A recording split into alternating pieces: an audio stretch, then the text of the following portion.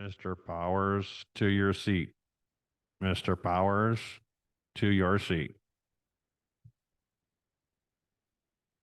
Do that on your time, sir, not mine.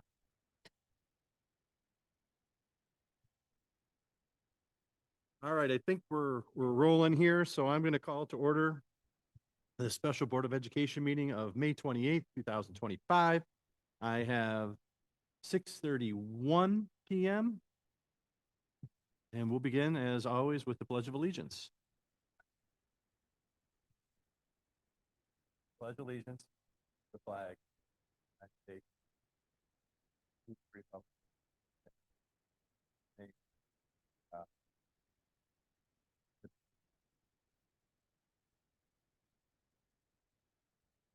Mr. Richards, could you call the roll, please? Mr. Green, Present. Ms. Knox, Here. Richards is here, Mr. Vinatieri, Here. Ms. Berkmeyer. Here. Mr. Powers, Here. Mr. Sunnyberger, Here. We have a quorum. At this time, I would entertain a motion to approve the agenda as presented. So moved. Seconded. Motion by Ms. Knox, supported by Mr. Vendatelli. Comments, questions, or concerns? Hearing nothing, can we call the roll for the approval of the agenda, sir? Ms. Knox, Yes. Mr. Vinatieri, Yes. Mr. Sunnyberger, Yes.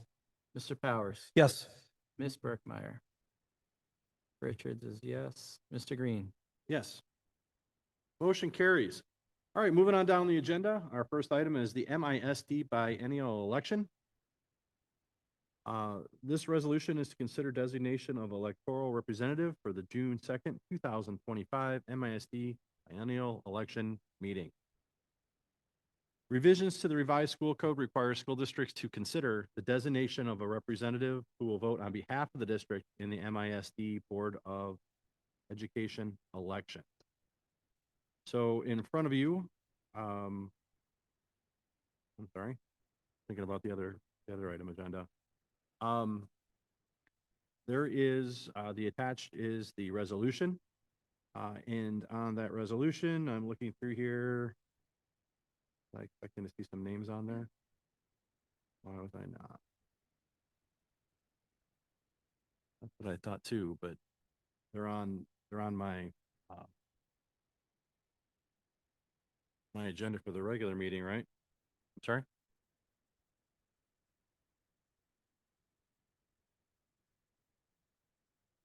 Does anybody have the list of 3 names?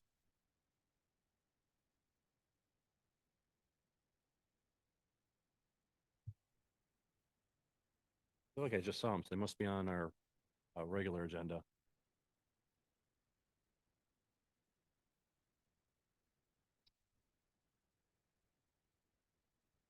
I apologize, guys.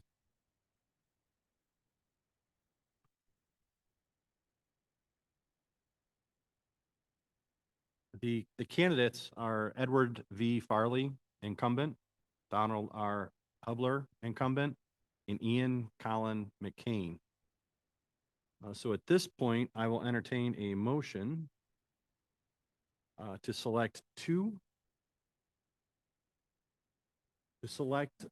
designate one as our primary voter and then a second off of that list as an alternate.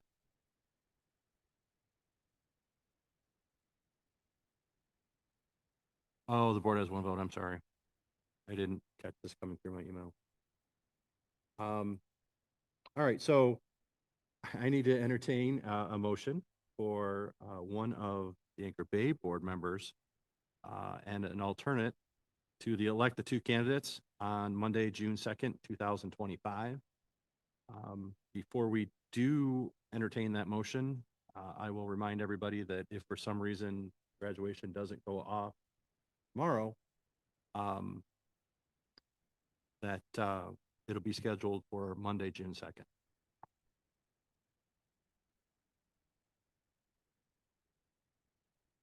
I think our graduation, we need to be here by 6:45.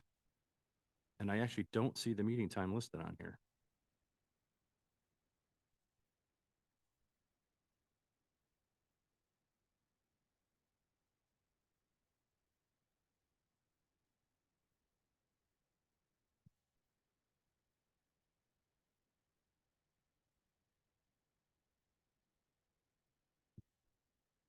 Is it like election day where it's throughout the day you can pop in? Yeah. Okay. Yeah, I mean, as long as it's a window of time, I can do it, Okay, provided it doesn't have to be later in the evening. right, right. I'm assuming you're attending graduation. Is that your plan? Yeah, I would be attending graduation. Okay. If it gets, delayed, but, So, sir, are you making a motion that you would be our designate for this? I was gonna say, so basically you have a 3-hour time period. You may vote from 4 PM through 7 PM.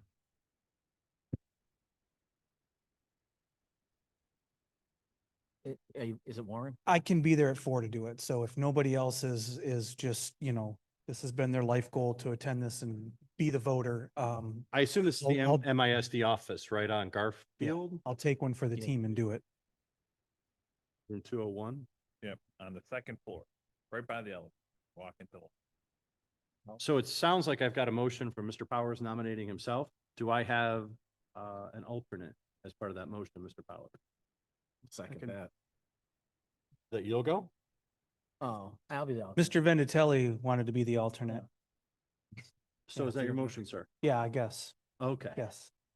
I need a support for that, sir. I'll I second that apologize for the motion. chaos. Yeah. I can hear circus music playing.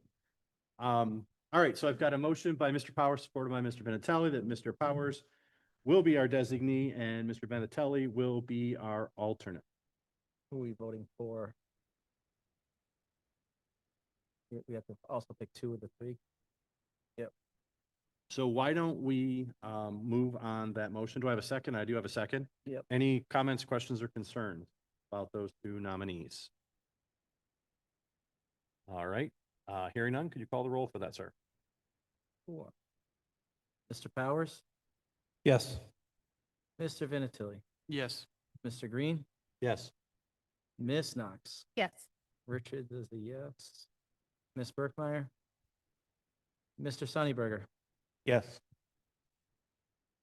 Bill, do we need to decide who we're going to elect, or does that happen in our meeting today? All right, so again, Mr. Farley, Mr. Hubler, and Mr. McCain are the 3 candidates. Farley and Hubler are both incumbents.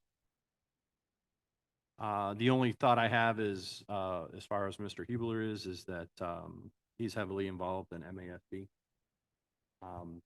He's kind of everywhere with that. He just got elected in the last 6 months, I think, so. So with that being said, I personally would believe that he's very dedicated to to what we're doing at MISD. He's very dedicated to education, and if he's at a national level at this point, I certainly don't see that there be any reason not to elect him to this. But I'm certainly open for discussion for any of the 3. Does anybody else have a preference?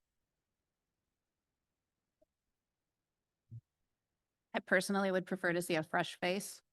So my preference would be to go with the non-incumbent, at least as one of the choices, but I would agree with Lisa. But I do like Hubler as the other. Okay, so we're thinking McCain and Hubler.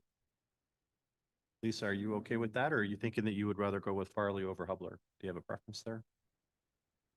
I I know you've been No. to the ISD significantly more than I have, so. mean, You've sent I would you- prefer to only vote for one, but I can be amenable to that. Well, do we have to select 2?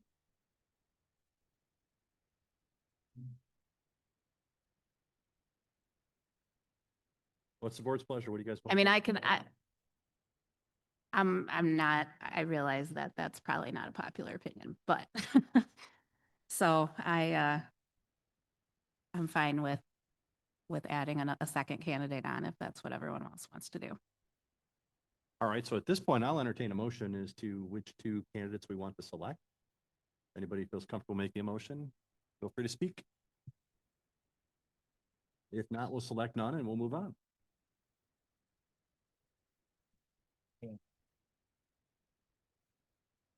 I'll make a, go ahead. Well, I was gonna say, based on the interest of the board, it sounds like we're gonna select Mr. Donald R. Hubler and Ian Colin McCain. That's the motion I'll make, is that we vote for those two individuals. All right, do I have a second? I will second. Do we have any discussion? Am I, like I always say, I don't want to be difficult right before I be difficult, but am I required to vote how this board authorizes me to vote? I have no, like, I can't show up that day and be like, oh, Correct. man, I see something here I don't Correct, you like. Okay, can't so, run amok at this. okay, all right, that's fine. Yeah, fill in here. All right, so I've got a motion and a support. Any further conversation? Hearing none, Mr. Secretary, would you call the roll for this vote? Mr. Vinatieri, Yes. Ms. Knox, Yes. Mr. Sunnyberger, Yes. Mr. Powers, Yes. Ms. Berkmeyer. Richards is yes, and Mr. Green. Yes. Motion carries, so we've selected Hubler and McCain for your vote on Monday, sir. Continuing on down the agenda for this special board meeting, I have a hearing of the public. I have no requests in front of me. So seeing that there is no one that wants to address us, I will entertain a motion to adjourn. So moved. Second. All right, I've got a motion and a second. All those in favor signify by saying aye. Aye. Aye. All those opposed? We are adjourned at 6:42. We will reconvene into our regular board meeting at promptly 7 PM.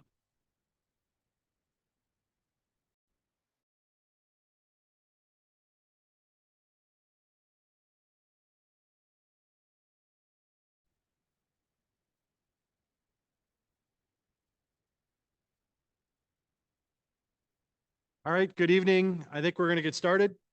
I'm going to call to order the regular Board of Education meeting of May 28, 2025. I have 7 PM. If we could stand for the Pledge of Allegiance.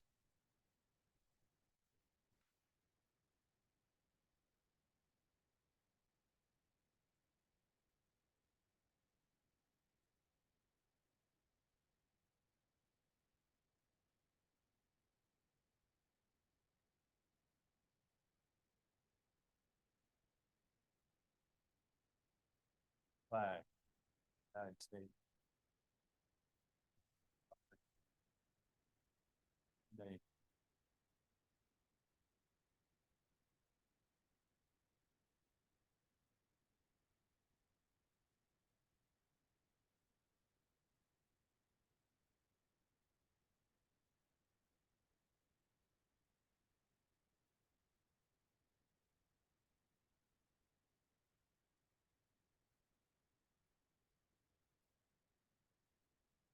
Mr. Richards, if you would call the roll for us, please, sir. Mr. Sunnyberger, Here. Mr. Powers. Here. Ms. Berkmeyer, Mr. Vinatieri, Here. Richards is here, Ms. Knox. Here. And Mr. Green. Here. All right, we have a quorum. At this time, I would entertain a motion to approve the agenda as it has been presented. I'll make the motion. I'll second. Motion by Ms. Knox, supported by Mr. Sunnyberger. Comments, questions, or concerns? Hearing none, Mr. Secretary, could you call the roll? Ms. Knox, Yes. Mr. Sunnyberger, Yes. Mr. Green, Yes. Mr. Richards is a yes, Mr. Vinatieri, Yes. Ms. Berkmeyer, Mr. Powers. Yes. All right, motion carries. Moving on down our agenda, our first presentation and try that again. Presentation and representative, well, I'm gonna just struggle tonight. Maybe I need a water. We're gonna give Mr. Farley an award for his participation at the meeting. Mr. Farley Nathan Farley has been with us for the full year. And he has kept us abreast of what's going on in the district in terms of things that have happened in the past, in terms of fundraisers and what's been successful and what our schools have been up to. And then he's also kept us abreast of what's happening and what's coming in the future. So we appreciate all of your efforts. And we know senior years are tough with everything going on, and appreciate you making the time to come and visit us here monthly. So as such, I have an award I want to give you. And then we'll get the board together and we will get a picture with you before we send you off to the Greenland. That's where I'm assuming the third is for, so I'll still give you the plaque. Even though you're going to Michigan State.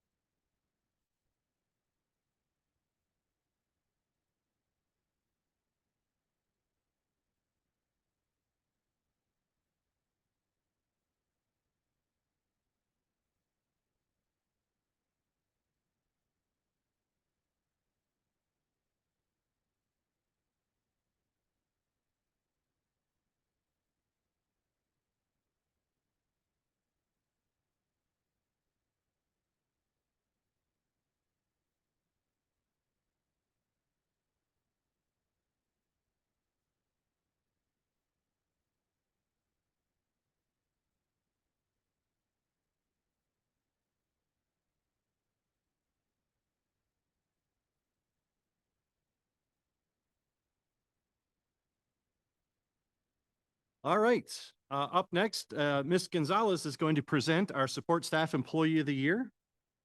Welcome to the podium, ma'am.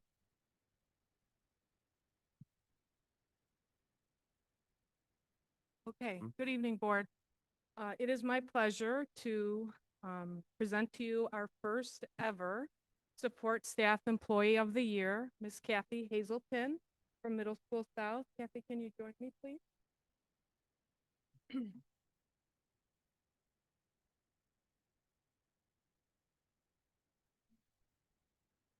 So we received 27 staff members were nominated.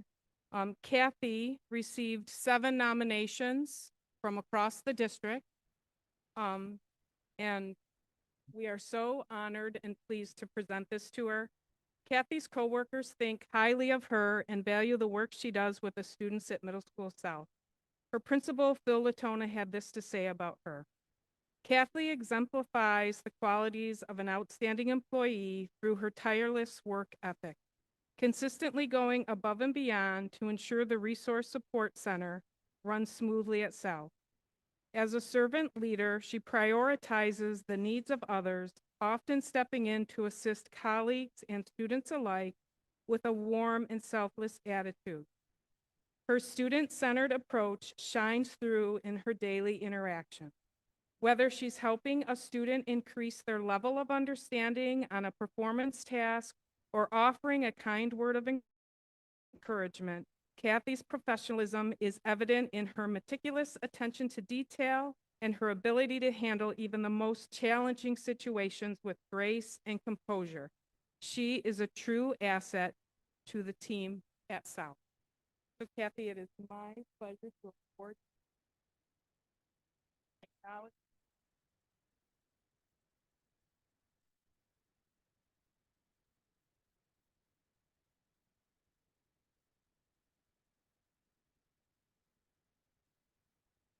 And you get to get a photo with the rest of us too. There are drawbacks to every award. There's drawbacks to every award.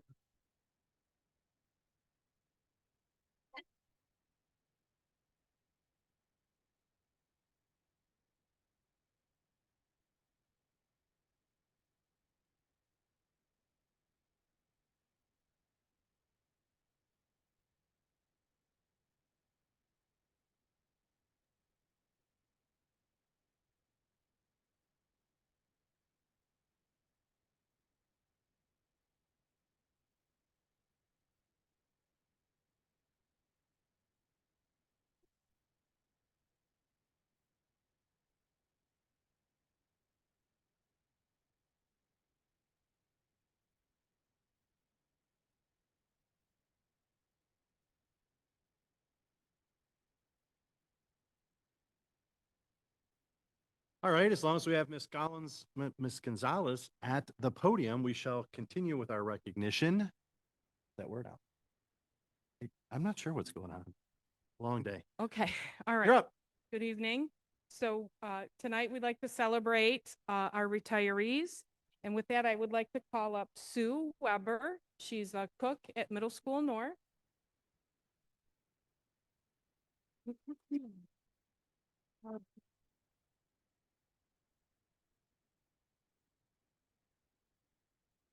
So Sue started with Anchor Bay. She started as a sub and then became a food service employee.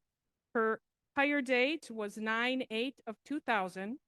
And for 25 years, Sue has gone above and beyond to make sure every student felt cared for, building lasting relationships with students, staff, and families alike. Her kindness and commitment have brightened Middle School North each and every day. From a warm greeting to lending a hand, Sue made a difference in so many lives.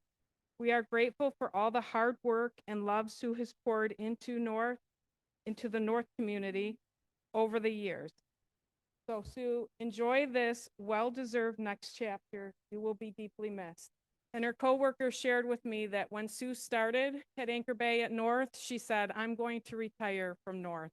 So that day, 25 years later, is upon us. So congratulations, Sue. And I have this for you.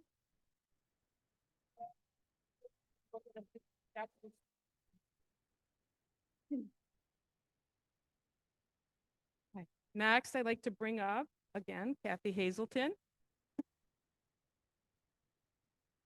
So Kathy was a paraprofessional in the RSC room at Middle School South. She was hired August 29/2001. Kathy is always smiling, as you can see. Even on the toughest of days, she remains the beacon of positivity. She works in the RSC room, but her impact can be seen building-wide. Job number one for Kathy is making connections and building relationships with the students she services. Whether it is a student or a coworker, Kathy is there to help. She works tirelessly to make sure her students succeed, often collaborating with their teachers to make sure the student has all that he or she needs to complete any assignment. Kathy's retirement is bittersweet, though we are happy for her and this new adventure of retirement she is about to embark on. We are sad that she is leaving and we will not get to see her every day.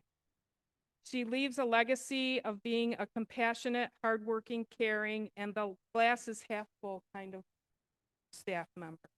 Thank you, Kathy, for everything, both big and small, especially for the students who needed you. Thank you.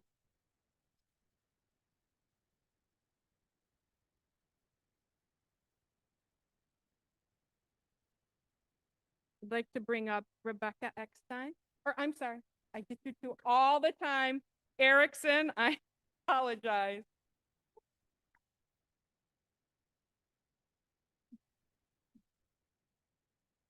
Okay. Rebecca she's a teacher at Lighthouse Elementary. She was hired August 28/2000. Rebecca started her career with Anchor Bay at McCants Elementary. During her time as a technology teacher, she taught every grade level across many of our buildings. She currently teaches second grade at Lighthouse, where she's been for approximately the last 15 years. She is a wonderful coworker who collaborates regularly with her grade level partners.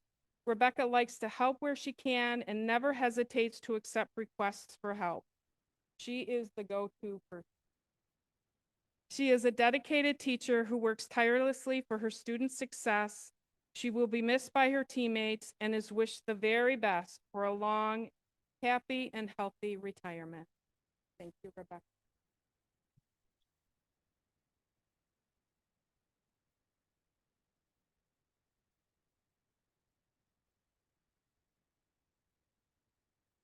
Next, we bring up final teacher that's retiring, Cindy Bowman. Come on up, Cindy.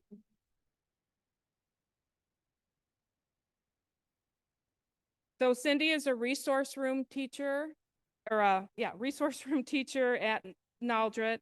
She was hired August 23rd, 1995. So if you look up synonyms for the name Cindy Bowman, you would find words such as supportive, positive, encouraging, and determined. She is someone who goes above and beyond in everything she does. She loves her students and staff. Over the years, she has helped countless students, families, and organizations succeed. Heidi Stevenson, her building principal, wrote, "Cindy is very honest and will always tell it like it is, even when you don't want to hear it. She has been known to tell it anyway. She is genuine and authentic. That is what people respect about her the most. She advocates for what she believes in, and for that, she showed a true calling to the profession. Just when you think there was no one to help, there would be Cindy, ready and willing to help. No matter what the task, she was there. When former and current students are asked about Mrs. Bowman, they tell you their sentiments are the same, and they will tell you when they thought there was no one else there for them, there was Mrs. Bowman. She never gave up on them. So Cindy, we wish you the best, and thank you for all you have done for the students of Anchor Bay, especially those who needed you. Thank you.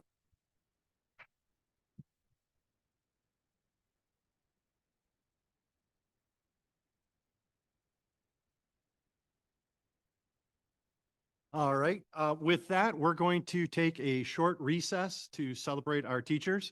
But my 4 teachers need to come up on stage and get a picture with the board before we do that. And then we'll take a 5 or 10-minute recess. I think there's some cake floating around here somewhere. And then we'll reconvene.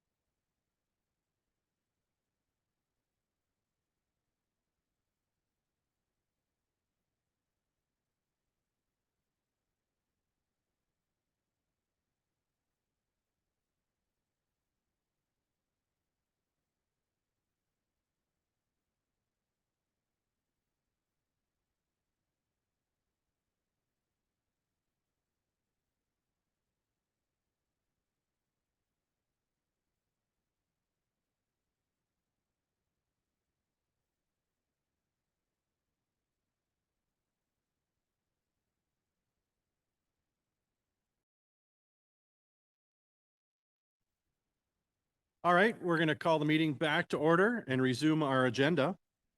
Again, congratulations to the 4 retirees that were here and all of our retirees from the district, regardless of what position they're in. We appreciate their service.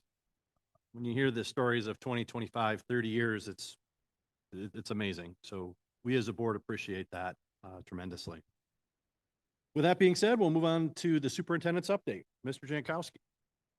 Thank you. As they're pulling up my presentation here, this is the latest update on most of this. Again, will be bond. Okay, first slide. Okay, so where we are at now is the high school phase 1. That's most of the addition is now kind of starting to wind down. So its punch list has been issued, the completion items and startups of equipment, so they can test all of that. Final cleaning and final inspections, and that's primarily the state building, the state fire, state mechanical, and then the St. Clair Health Department. Next slide. So this is the current state of the restaurant. You can see it's coming along very nicely. So right now they're just getting ready to test the equipment, make sure all the connections are good, and all of that will be operational. Next slide. And this is just the latest thing they put in the beverage station for operation. So this is one of the last pieces that has to go in. Next slide. High school phase 3 is the final set of bathrooms, the media center, which we just began demolition on second shift, the athletic wing now in the, I'll show you some pictures there. The sports floor, ceiling tiles have been installed. And then once school is out, it will be the commons balcony flooring. So then it'll be consistent like with what's in the hallway. That checkerboard pattern upstairs will now be removed. Next slide. This, you can see, this is the engineering wing. And so the ceiling has been installed. That temporary wall will come down once school is out. Next slide. This is, again, the ceiling tiles have been installed now. This is the student success area, and that will also, we'll have access to that as well as part of the next phase of inspections. Next slide. This is what will be the weight room. And so they're just preparing to put the flooring in, but you can see from last time, the ceiling has now been installed. It's been painted. So now it's just up for flooring and then some minor other things. Then the equipment can start being installed. Next slide. And this is what is the current weight room. This will now become the wrestling room. And so what they added in the corner there is actually a small storage office. It's so they can weigh in and do things like that in private. Like the padding has also been updated along the walls. They've done that with the weight equipment in there so that we could extend the use of the weight room before they flip-flop the rooms. Next slide. So right now, the high school roofing, we've just passed over about 50% complete. The middle school south, the old storage building out by the tennis courts has been demolished. That is being replaced. And we're finalizing the summer schedule. There is a potential with this one, and we knew this going in. I mentioned it last month, that some of the areas, mainly because we have to vacate the automotive area, auto shop, bring everything here that's going to be moved out. So then they can begin work on that. So there is a possibility that might not be done until the end of September. Next slide. Lighthouse, right now they've been doing demolition that's been ongoing at second shift. They've also been running all the wiring for the fire alarm, and also now with the new emergency alert, the clock system, the phones, everything else. And then the rest of the abatement work will take place once school is out in the first week of summer. Next slide. So this is where it stands now for Lighthouse, just so you have an idea. So they've taken out everything just in preparation for them to come in and do some of that abatement work and then start installing like partition walls in. This will actually end up being a support staff office area. Next slide. And again, just a different angle of the same area. So they'll work on this, and then the goal is to have everything kind of torn out and all that by 4th of July, so then they can start putting it together in order to meet our August 20th deadline. Next slide. Middle School North, already we pulled ahead some spaces in the northwest corner. So that drywall is going up. Paint is actually going up in some of those areas. In site work, you can see the playground. Most of the site work there has been complete, so they're getting ready to actually hopefully install the equipment soon. Next slide. And you can kind of see where they're at. They have the levels, the walking path is laid out and everything. So they're getting close to where they can actually start building everything on the site. Next slide. And again, this is the drywall. You can see now those were steel partitions. Now the drywall's up. Now paint is going in, so they're preparing for flooring and ceilings and the rest of the electrical work. Next slide. And this is what was the life skills room, but now is being updated. So they had to replace all of the piping, the gas piping, and so on for the student station. Next slide. And you can see these are the univents or the heating and cooling units that are going into the classroom. So those are being staged and ready to be installed. Next slide. And as part of the next big phase of our bond project has kind of moved forward. So on Wednesday, last week, we sold the next series. This is series 2. If you recall, it's a 5 series bond. So first series was about 27 million. Second series is just over 54 million. So we had 8 total bidders, which was very good because with some of the uncertainty, we had been seeing kind of in the buildup only like 3 or 4 bidders, or maybe 5. So to get 8 was really good. Part of that which helped is our bond rating went up. So because our bond rating went up, it made it more attractive. Our low bid was total interest cost, that's with all fees and everything, is 4.84%. This is under what we projected because we took a very conservative approach. So we estimated 5%. So that basically will free us up to have about another $520,000 used for bond projects because we're not paying the cost. We also expect, the chart on the right shows you the latest yield curve. So what we do, and this is just kind of a refresher from before, we're buying, so this chart goes from 3.8 up to 5%. So we were able to get under 5%.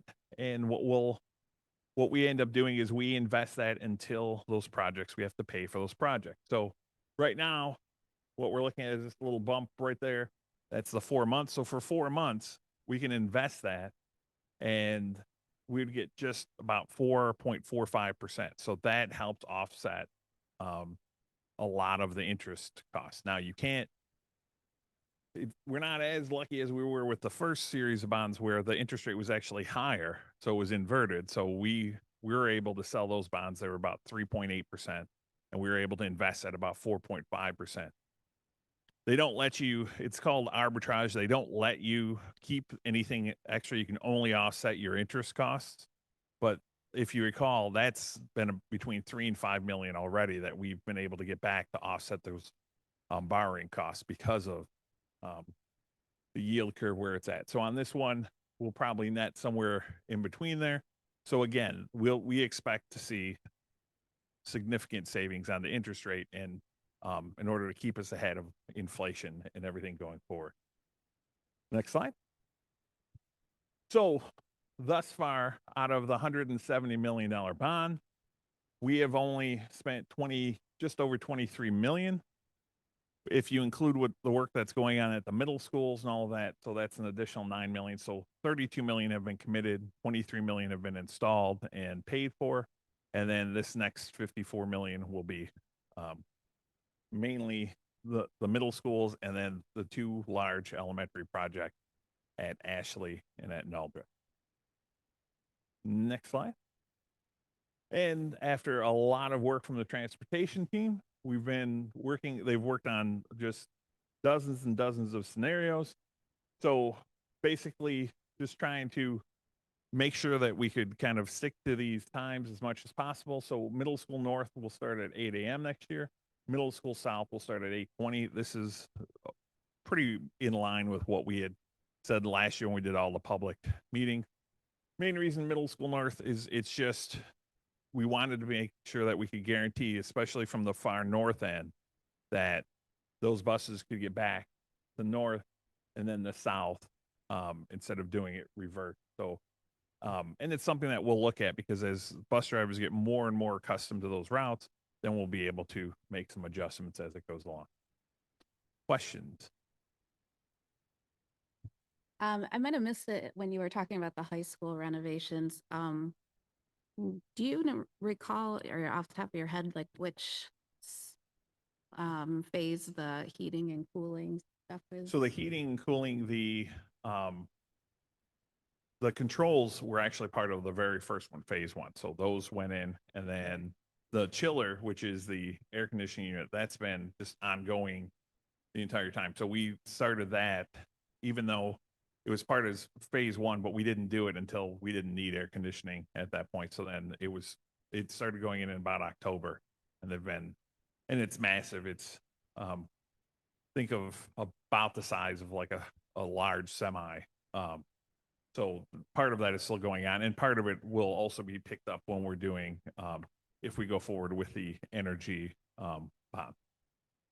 Because I just know that I think there's been some days where there's not air or there isn't, Yeah. and like heating Yeah, issues we've been- still. So I was just wondering when we were going to be. Yeah, free. so we've been limping along with the one chiller till they get that. But now I believe that one, it is up close to being, I mean, Corey can actually.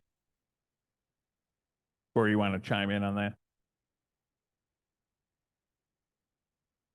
Okay, so they're both up and running? Of course, yeah. Yeah. Yeah, those 2 days I know it was tough. Okay, thank you. Anything else? I have a, thank you. I didn't think of this until you mentioned the punch list. During the tour, I remember there were some epoxy issues. I can't remember if it's the robotics room. Do you know if that's been corrected yet, or is that still on the punch? So that, I know the flooring issues, those are punch lists and they're, Still on the list? Okay, thank you. because we The- also have the hallway out there that we have to fix some things on that addition. The start times, we've got fifth and sixth graders starting 20 minutes sooner than seventh and eighth graders. Is that caused by logistics or was there other reasons? It's why we're mainly doing that? logistics. Okay. Got a couple of questions for you, sir. Have we posted the start times? They will be posted at tomorrow morning. Okay, great. So we'll Yes. hit all of our socials with it. Yep. Because I know we're getting a lot of questions and parents are starting to get a little stressed out about timing of things. And I will say that I think the 20 minutes will probably be just about enough for our parents to get from A to B, because I was seeing emails and talked to some parents that were concerned about driving their kids to school. They're going to have one at each where it gets from A to B. So that's good. Are we going to refresh my memory? The walking path at North, is that going to be asphalted? That, yes. And then I had someone inquire about the damage and the current conditions of our high school parking lot, where we're storing roofing materials and equipment. Apparently, it's like an off-road course out there right now. Yeah, so that's where all the roofing equipment is. So the goal is that if, depending on when the roof is done, that we'll fix it once, like all at once. But depending on how that project goes, because they have the same deadline of middle of August. If not, then we have like plan B and plan C. They could use the turf field if they have to. We talked about using the other parking lot just west of there. That's because of the bands in there, right? Yeah, Is that parking lot actually striped like at the football field? there is separate striping go there for Friday, for, okay. yes, Okay. at 5-yard intervals. Yeah. Okay, that's what I thought. Anybody else? All right, hearing none, things, sir, we'll move on. Okay, thank you. We will move on next to the hearing of the public. Those who wish to address the board on agenda items may complete a brief request stating their name, address, and the subject of their comment. Remarks about specific employees should be directed to them personally and not included in the public forum. Administration will follow up with concerns within 48 hours of the board meeting. Please keep your comments to 3 minutes per board policy. It looks like Kelly R.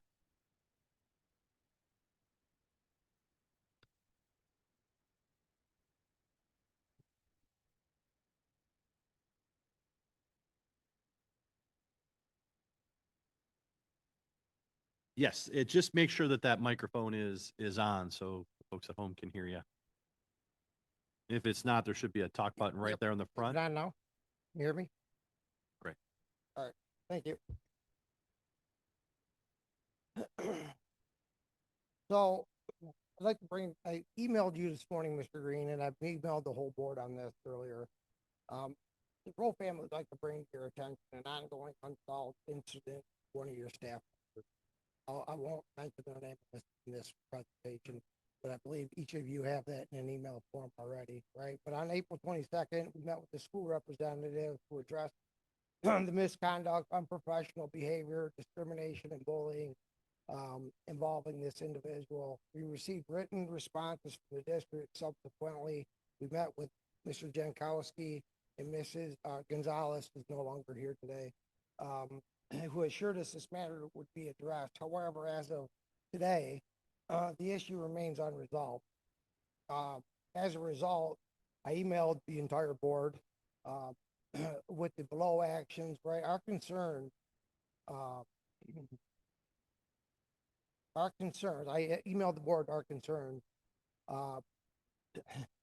After a routine question, after a softball game, I had a unfound report of assault filed against me. Actually, it wasn't filed. It was reported, right? There was nothing substantiated whatsoever. We believe this was a form of retaliation and act with serious consequence. As such, our daughter's academic process and participation in athletics is directly affected. We've had to remove her from a hostile environment, costing her spot on the anchor-based softball team. we are aware of at least one other similar incident with this individual that happened last year in 2024. It never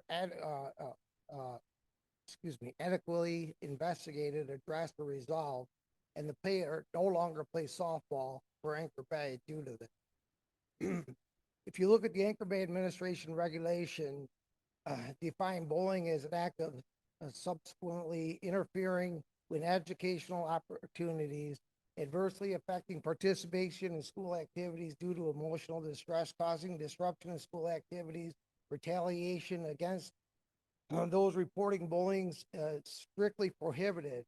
Despite this, this individual was allowed to discuss the matter publicly, embarrassing me at multiple Anchor Bay events and pointing at me right in the audience, telling people that security was there to protect her against. We received a letter that there was going to be an unbiased investigation. However, we don't believe this has taken place, as this individual was allowed to still participate with the individuals she was accused of harassing, manipulating their information that was given to the security officer, showing retaliation. And as recently as today, she stood outside the freshman hallway, and in a video that I sent to you, Mr. Green, said she's not moving and then left. Even though there's a no contact order in place with this individual that Mr. Jankowski knows about, right? Further violating the district's policy. Additionally, the district's policy requires prompt, impartial investigation of bullying complaints with clear steps in a formal investigation and resolution. The staff handbook also outlines standard conduct from employees, including prohibition and intimidation, harassment, and breach of confidentiality, and consequently, and discourtesy to parents and students. We have witnessed violations of these standards by this individual, including breach of policy, continued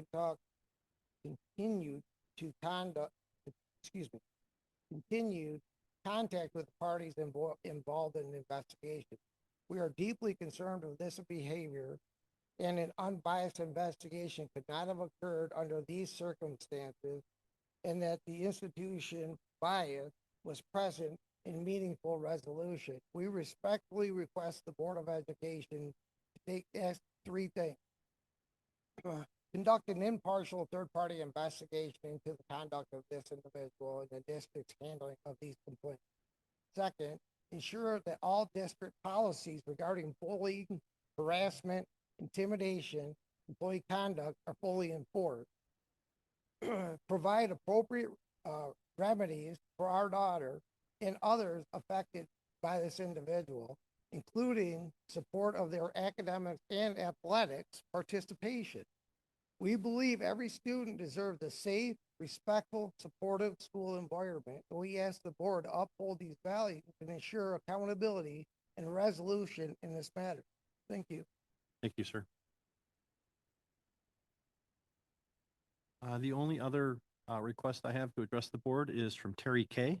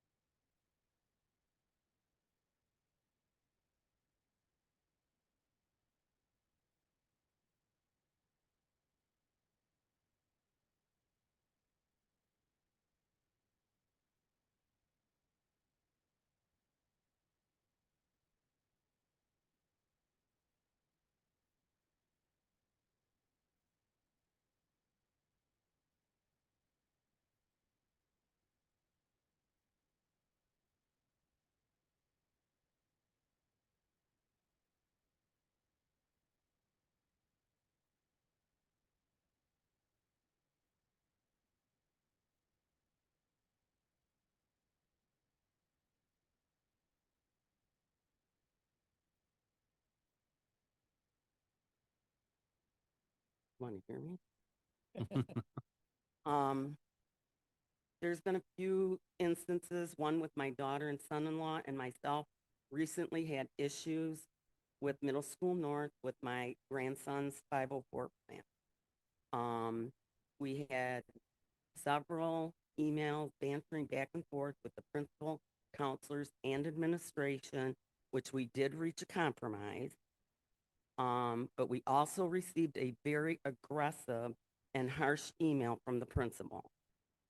I tried to get that addressed. Nobody's responded as to the harshness of that email. I also have heard, which this is a rumor, but you can check it out, that 2 Anchor Bay employees have transferred their students to Middle School South due to their plans not being enforced at Middle School North. I would just like to see that all investigated, because it's not going to do any good for these kids not to get the services they need and to be successful. That's what I want for my grandson. I want him to be successful. I have few questions in regards to, and it's more specific in here, specific questions as to how people are interviewed for positions, who has the final determination of who gets those positions. If there's 5 people doing an interview, does the majority rule as to if this person is qualified or not? So I do have questions in regards to how that hiring process happens. But like I said, I'll forward the board members this email and wait for your response. Thank you. Thank you. All right, I have no one else who has requested to address the board, so we'll move on our agenda. Mr. Superintendent, anything in the communications area for us today? No communications. All right, I will move on to the consent agenda. Items on the consent agenda are of a reoccurring nature and are voted on as a single item. Any board member may request an item be removed without a vote of the board, and it will be discussed and voted upon individually. Recommended action is the Board of Education approve the consent agenda, minutes, personnel report, financial reports, and bills payable. I will entertain a motion to that effect. I'll make the motion. I will second. And a motion by Mr. Vinatelli, supported by Ms. Knox. Comments, questions, or concerns? Hearing none, could you call the roll, Mr. Secretary? Mr. Vinatelli, Yes. Ms. Knox, Yes. Mr. Sunnyberger, Yes. Mr. Powers, Yes. Ms. Berkmeyer. Richards is yes. Mr. Green. Yes. Motion carries. All right, we'll move on to new business. We have quite a laundry list of new business, including some award recommendations, so I will ask for your patience before I start reading. Didn't bring my glasses and a little too much sugar, I think. So let's move on to the MISD budget resolution. At the April 2025 annual meeting of the Macomb County School Boards, the MISD budget was unanimously approved. Under new ISD legislation, the general fund operating budget must be approved by each individual board. Deadline for this resolution is June 1st, 2025. At this time, I would entertain a motion that the Board of Education either approve or not approve the MISD board budget resolution as presented. I'll make the motion that we approve the MISD budget resolution as presented. I will second. Motion by Mr. Vinatelli, supported by Ms. Knox. Comments, questions, or concerns? I think, Ms. Berkmeyer, this was your meeting, right? You went to the budget meeting for us, so I think we've already talked about it. I'm not sure if there's anything else we want to cover or any questions we may have for Ms. Berkmeyer before we move on this. Hearing none, Mr. Secretary, if you would call the roll. Mr. Vinatelli, Yes. Ms. Knox, Yes. Mr. Green. Yes. Mr. Richards is a yes. Ms. Berkmeyer. Mr. Powers. Yes. Mr. Sunnyberger. Yes. All right, motion carries. Item number 2 on the agenda is the MISD biennial resolution. Revisions to the revised school code require school districts to consider the designation of a representative who will vote on behalf of the district in the MISD Board of Education selection. Attached, you all have a resolution to approve designation of Brian Powers and our alternate Dominic Vendatelli to elect 2 candidates to the vacancies on the MISD board on Monday, June 2nd, 2025. In our previous meeting, we had selected and voted and approved to give our vote to 2 candidates, Don Hubler and Ian Colin McCain. At this time, I would entertain a motion to that effect. I will make the motion. I'll second. Motion by Ms. Knox, supported by Mr. Sunnyberger. Comments, questions, or concerns? You also have to say who we're voting for. I think I did. I did. All right. How much sugar have you had? No, All right. Want the rest of my cookie? I have one thing. Okay. But I will take. Hearing none, aside from that, please call the roll, sir. Ms. Knox, Yes. Mr. Sunnyberger, Yes. Mr. Powers, Yes. Ms. Burkmeyer, Mr. Vinatieri, Yes. Mr. Richards is a yes. Mr. Green, Yes. Motion carries. Item number 3 under new business is revised policy 2006, personal electronic devices. I will read policy 2006 again, and then we can have some discussion if we have a motion to support. We're revising policy 2006, personal electronic devices. The school district reserves the right to prohibit the possession or use of personal electronic devices on school district property or at school district related events. For purposes of this policy, personal electronic device means a privately owned device that is used for audio, video, or text communication, including cell phones, personal laptops, smartwatches, earbuds, headphones, and other wireless device connections. Away for the day requirements. Students are not permitted to use or possess personal electronic devices during the school day unless required by law. Personal electronic devices must be turned off and kept out of sight in lockers or cubbies. The superintendent may develop administrative regulations consistent with this policy. The recommended action is that the Board of Education approve policy 2006, the revised version, personal electronic devices.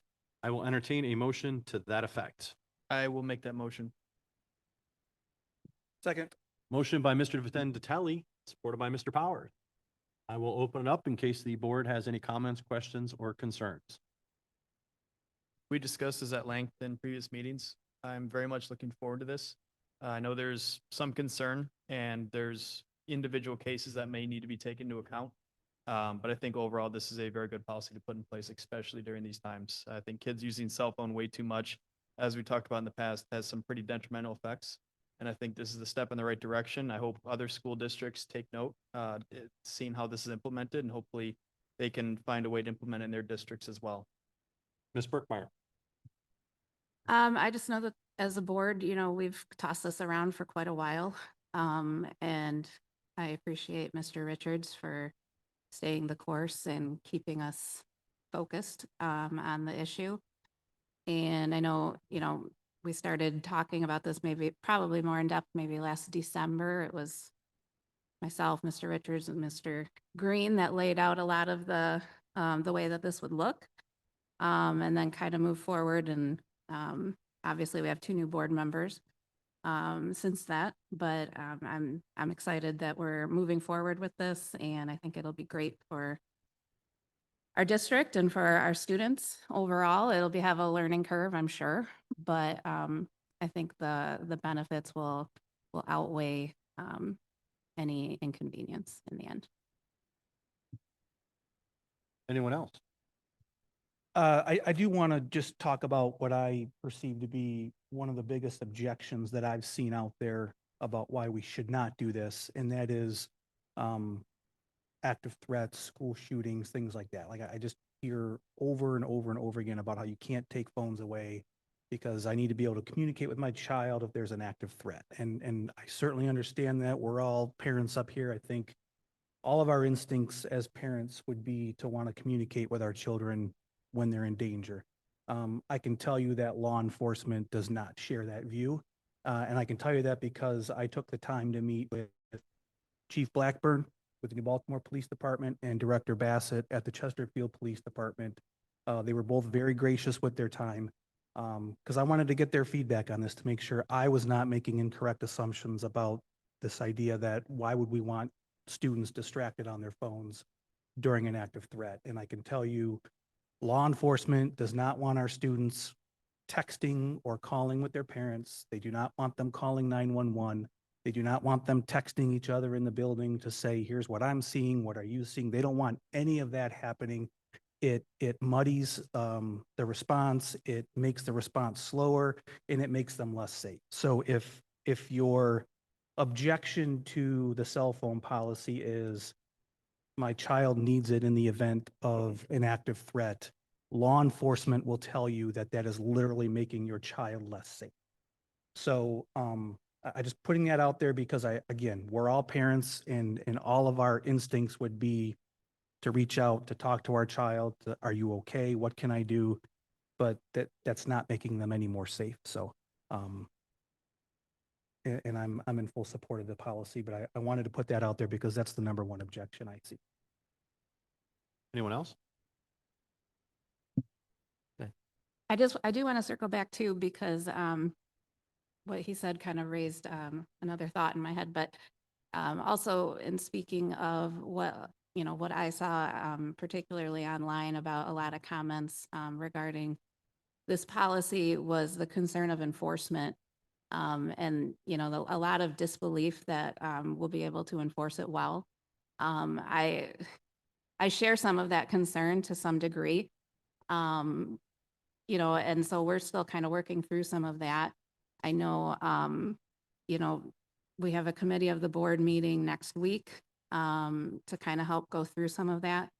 The committee, as of our last meeting, it was more of the belief that we should have administration dealing with all of these concerns and taking them out of the classroom. And that's because, for the consistency's sake of dealing with it, which is, I will say, a change from how we first, in fairness, that is a change from how it was first presented, and how this might look in terms of possibly disciplining a student who's, non-compliant with the policy. Reasoning for that, it would be teacher concerns for one.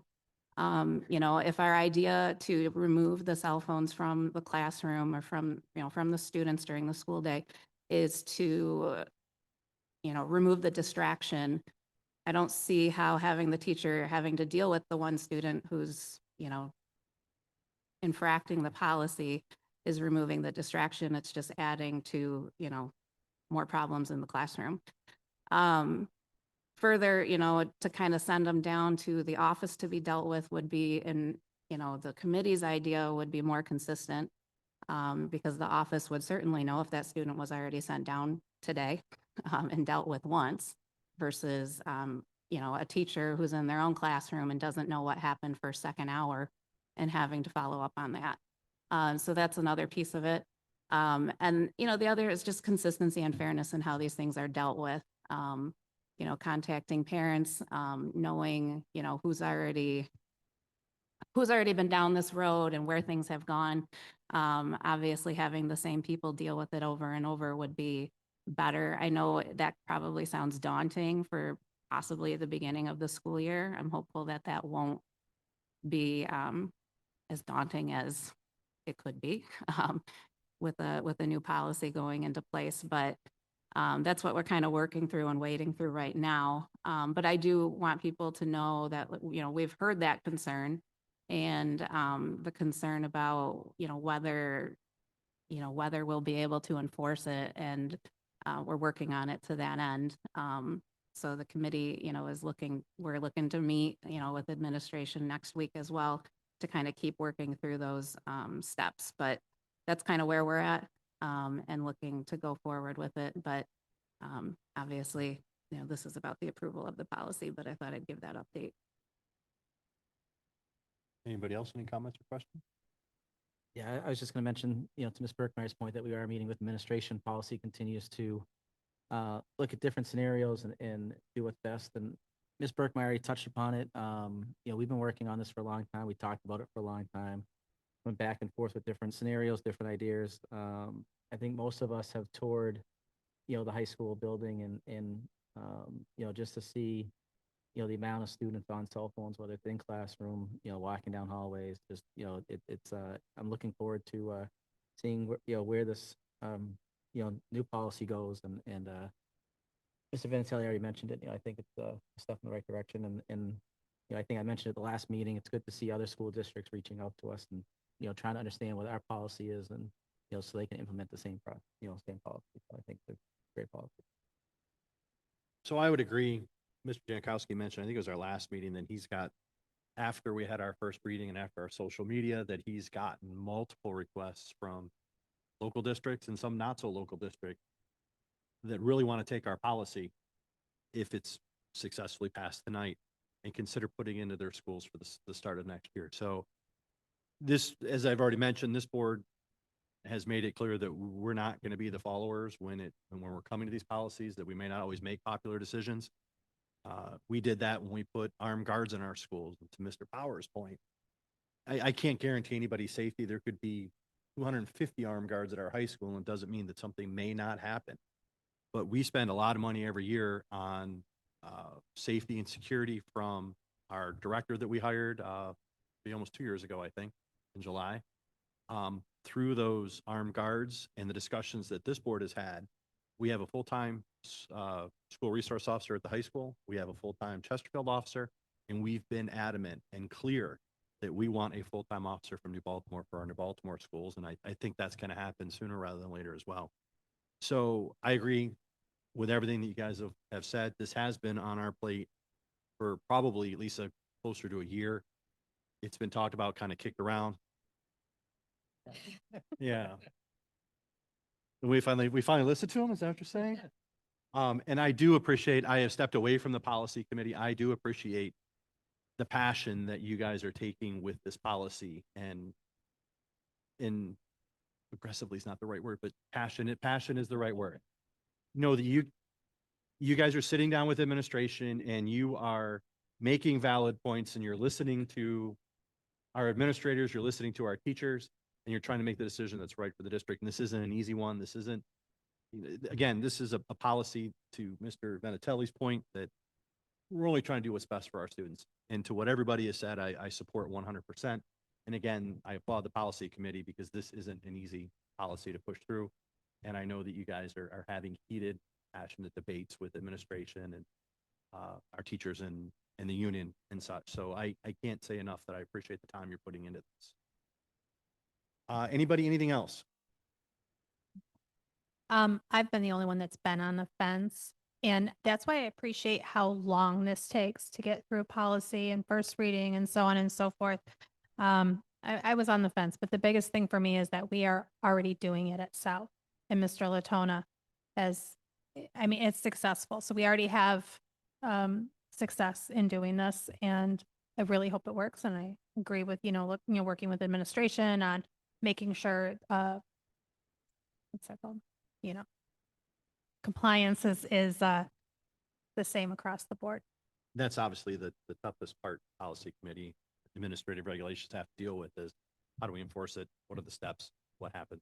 How does it escalate? So like I said, I can't say enough. I know you guys had multi-hour meeting, and there's probably going to be another one coming up next week. I really, really appreciate it, because I know what's involved with those meetings. I know how draining they are. Try to make the decisions that's best for, for everyone all of our stakeholders. With that said, are there any other comments before we move on the motion? Could you remind me again who my motion maker was and my supporter was? All right. If there's no comments, questions, or concerns, anything further, let's go ahead and do a roll call vote on this. Mr. Vinatelli, Yes. Mr. Powers, Yes. Mr. Green, Yes. Ms. Knox, Yes. Richards is yes, Ms. Berkmeyer, Yes. And Mr. Sunnyberger. Yes. All right, motion carries. Again, thank you guys for the time you've invested. I know it's been a hot topic, and I don't think that's gonna go away anytime over the summer with as many events we're gonna make it out to, so. I know I saw it on our district Facebook page today, so I know it's the communication is out there. Anyone at this point who says they don't know about it, haven't seen it, haven't heard about it, quite honestly, might be living under a rock, because it's out there. Lots of discussion. I'm sorry? They probably don't have their phone? Then they don't understand the problems that are coming with having them.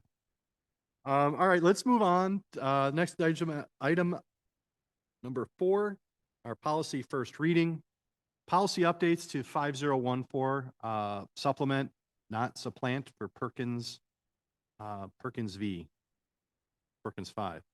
I was thinking either you didn't give me the rest of the V or it's 5. 6002, safety and security. 6003, firearms and other weapons. 6004, school crisis response and closure. And 8002, Americans with Disabilities Act, and Section 504 of the Rehabilitation Act, Section 504. So this is just the first reading, as you guys have become accustomed to. If for some reason you want to discuss any of those policies, they were shared with you in your packet. There will be a second reading at our meeting in June, if you would prefer to review them, and we can address them prior to taking any vote then. So does anybody have anything you want to throw out there of any of those topics? We can certainly discuss it now. I just wanted to clarify on the safe storage of firearms. We are simply redistributing information from the Michigan Department of Health and Human Services. We as a district are not making any recommendations or telling people how they should or should not store firearms. We're simply telling people this is what the state Health and Human Services Department recommends you do in your home with the safe storage of firearms, correct? Exactly, yeah. The state requires, as they do on many things, we have to put out a notification that explains what the new law is about safe storage. Thank you. And generally, Mr. Powers, these come from our attorneys. And then they're reviewed at policy if there's any issue before it actually appears on our agenda. Is that the consensus of all these changes? Is basically the law firm that we retain has sent these recommendations to us? Yeah, this is part of it's quarterly policy update, yeah. Is this Okay. Miller Johnson, right? Yes. Okay. And would you be able to just briefly summarize, and maybe we can discuss this at the next meeting, but just a quick summary of what changes are going to be made?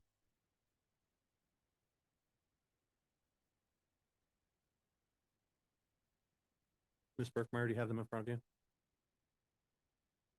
So a lot of times these are just minor language changes, probably that resulted from some other school district, fortunately not us, being in some sort of legal altercation. So for example, under the business 5,000 section of the board policy, there is a new piece Yeah, I can take that if you want. adhering to the fiscal requirements set forth by the U.S. Department of Ed.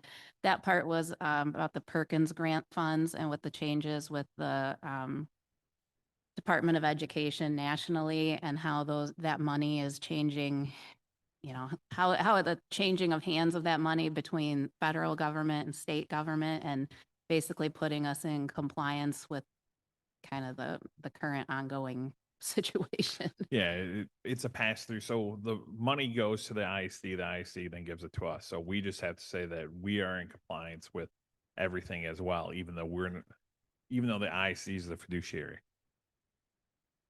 Yep. And then another section was the facilities and operations. There's a section regarding threat assessments, which we already had in our policy. They've changed it to be called behavior threat assessment and management team, as opposed to threat assessment and suicide intervention. Mostly just saying, you know, that suicide intervention is still part of the policy, but that's not like the only or single focus. Trying to see, safe storage of firearms obviously was added because of the new law. school crisis response and closure. The addition was that beginning with the 26-27 school year, the district shall adopt and implement the standardized response terminology developed by the Department of State Police in collaboration with School Safety and Mental Health Commission. It's just putting everybody on like a same terminology, so that, you know, people can communicate and departments can communicate more effectively in a crisis. Let's see, and then an update to the ADA section regarding therapy animals. The district permits the use of therapy animals in a manner consistent with the administrative regulations developed by the superintendent. Those again were just recommendations to make those changes because likely somewhere in the state of Michigan, a district came up with a problem with what was currently recommended by the same law firm. So just tightening things up. Thank you. Additionally, we send our Director of Safety and Security, we did already send her to like phase 2 of the training. Yep. That it's actually Michigan State Police are putting it on. And a lot of these topics, especially when we talk about the safety and security stuff, the BTAM, the behavioral threat assessment, all of that is covered in that training. So we're really fortunate that A, we have Amanda on board, and B, that we can afford to keep her. A lot of districts are they lost the grant funding and they are letting go of their Director of Safety and Security. So I guess if I'm going to have a plug for, you know, anything as we move through our budget, we need to try to find a way to, you know, to retain the staff that we have that's dealing with our safety and security. Any other comments or questions before we move on? This might be a little out of place, but school safety is one of the issues that I take very seriously, and it's been a burden on me to think about this. I was reading over the changes, and it occurred to me that one of the arguments we hear over the cell phone policy is, I want a chance to say goodbye to my child before something happens. And I thought how sad that and I don't mean to besmirch anybody, but how sad we are as a society that we're fighting harder to say goodbye to our kids than we are fighting to keep them safe by addressing America's problem with the proliferation of firearms. So that's just my opinion, and I'm glad I got the chance to say it. All right. Anybody else before we move on? Thank you, sir. All right. Hearing none, let's move on down to, looks like we're going to do some field trips. The first one is basketball team camp. The girls' basketball team camp will be held at Northwood University, June 27th through June 29th, 2025. They will have 8 students and 1 chaperone attending. They will travel via personal vehicle. The recommended action is that the Board of Education approve the girls' basketball team camp, June 27th through 29th, 2025 to Northwood University with 8 students and 1 chaperone. What's the board's pleasure? Make a motion to approve. I'll support. Motion by Mr. Manatelli, supported by Ms. Berkmeyer.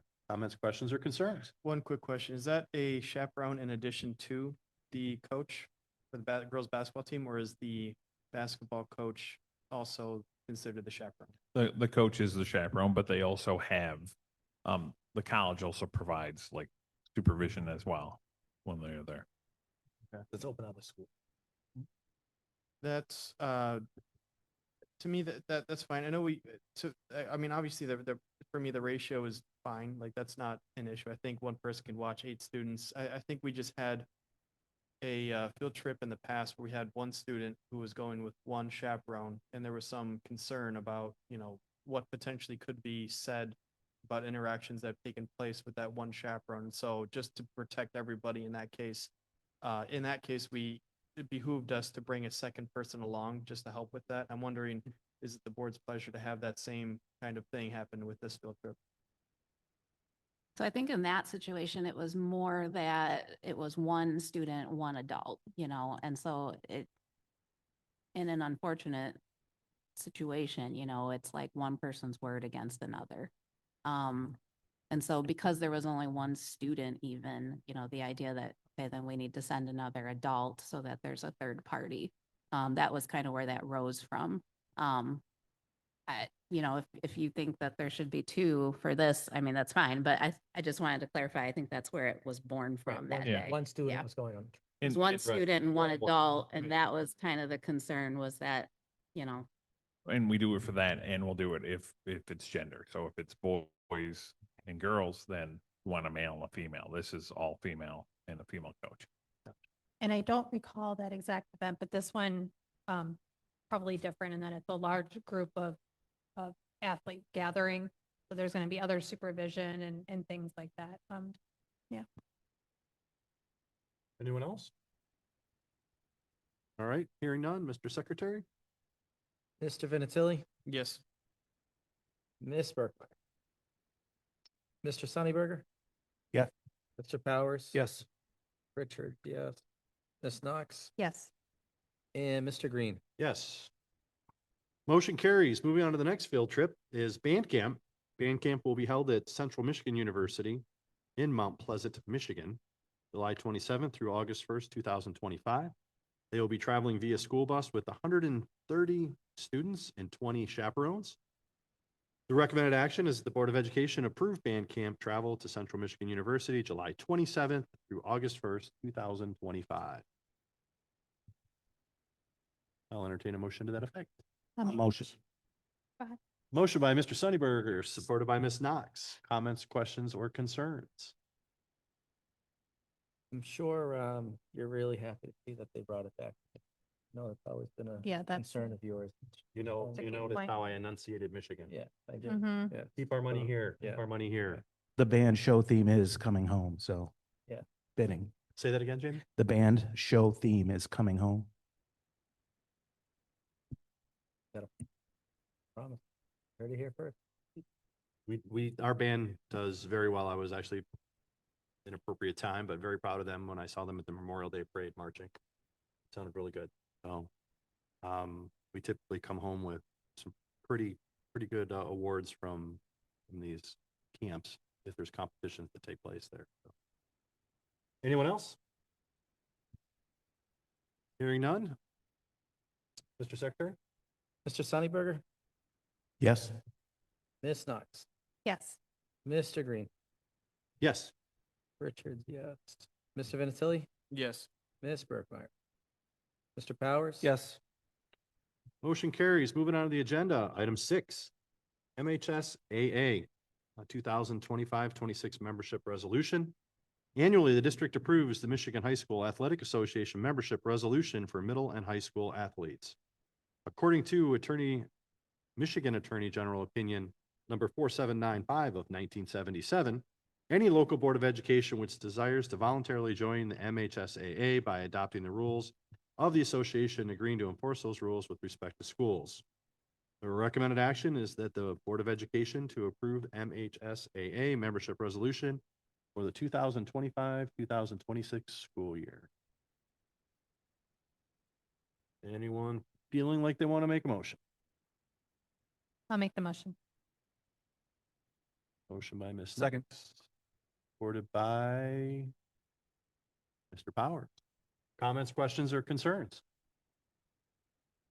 Just for clarification for me, if we do not approve this, then we wouldn't be able to play other schools within this, group.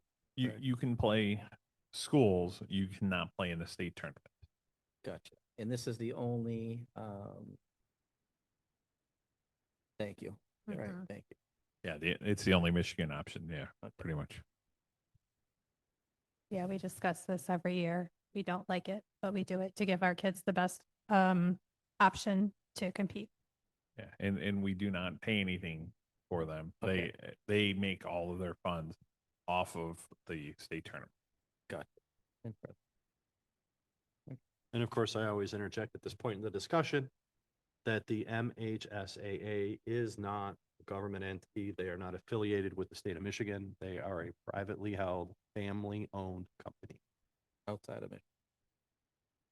Oh, no, they have an amazing 3 or 4-story building. Oh. Might be an Oakland. Not that. I don't think, but it's up that way. Any other comments, questions, or concerns? Hearing none, if you could call the roll, sir. Sure. Ms. Knox, Yes. Mr. Powers, Yes. Mr. Sunnyberger, Yes. Ms. Berkmeyer, Mr. Vinatieri, Yes. Richard, yeah. Mr. Green, No. Motion carries. All right, item number 7, award recommendations. We have several. We're going to start with the band uniforms. And while I'm getting this prepared, I can certainly tell you that we've all noticed that our band uniforms are old and outdated. And I'm glad to see that we're hoping to approve a purchase of band uniforms. The Board of Education approved the last purchase for band uniforms on April 7th, 2004, 21 years ago. A marching band uniform generally has a useful life of 8 to 12 years, depending on the material quality, care and cleaning, storage conditions, the frequency of use, and the repairs and maintenance of the uniform. All of which can extend the overall lifespan of the uniforms, which clearly we've done. Having said that, the district has continued to utilize the band uniforms 9 to 13 years past their useful life. It's time to replace them. We have partnered with Stanberry Uniforms LLC, both past and present, to secure competitive pricing through a consortium of the OMNIA partners. The recommended action is that the Board of Education approve the purchase of new band uniforms for the Anchor Bay High School Marching Band in the amount of $144,468.52. Do I have a motion to that effect? Motion. I'll support. All right, motion by Mr. Sunnyberger, supported by Ms. Berkmeyer. Comments, questions, concerns? Have they been ordered, because this says order date 4/14, is that just the date that they provided the quote, or have they actually already been ordered? Well, we've have them reserved in order so that we can get them as soon as So possible. they're ordered pending board approval? Okay. Right. This says that, estimated delivery date is 180 days, which Yeah, they kind of gets us, unfortunately, through football season. Is there any way that they get here in time for football season, or is that more than likely. likely not to happen? Yeah, it's unlikely. Can we order Amazon Prime? Amazon Prime. Yeah. Is that a plug? Conflict of interest, sir. He's sponsored to say that. I just want to add, are you all done? Go ahead. Okay. I just want to add, obviously, thank you to our band program for their absolute thriftiness and reusing the uniforms that they've had for quite a long time. I'm sure that was a tough sell year to year. And, but, these are long overdue, and hopefully it won't happen this way again in the future. But I'm glad that we are providing them at this point. Anyone else? Yeah, I would like to thank, everyone that worked on it. It was a long process, just the ordering process, took some time. So I know, the Band Booster Club worked, with Mr. Brothers, and the ordering and everything. So I know it was a long process. I'm glad it was able to get finalized and brought here today. Long overdue, for sure. And I'm disappointed. I'm glad you saw that we won't have them for football season next year. All right, any other comments, questions, or concerns? Hearing none, Mr. Richard? Mr. Sunnyberger, Yes. Ms. Berkmeyer, Mr. Green, Yes. Ms. Knox, Yes. Mr. Richards is the yes, Mr. Vinatelli, Yes. Mr. Powers. Yes. Motion carries. Item B on our award recommendations is a Student Technology Award. The district is recommending that the board approve an award to People Drive Technologies for the purchase of the new student devices for the high school, as well as the computer refresh for teachers at the high school, McCons, and Great Oaks in the amount of $1,018,203.94.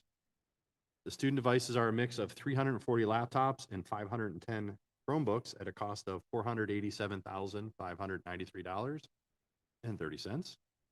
This will ensure devices in all classrooms at the high school.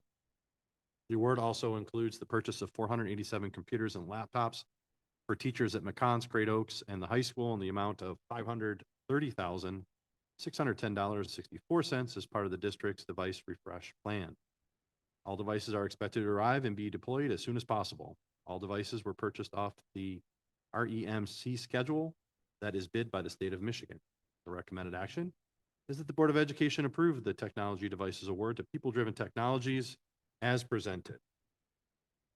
I would entertain a motion to that effect. I'll make the motion.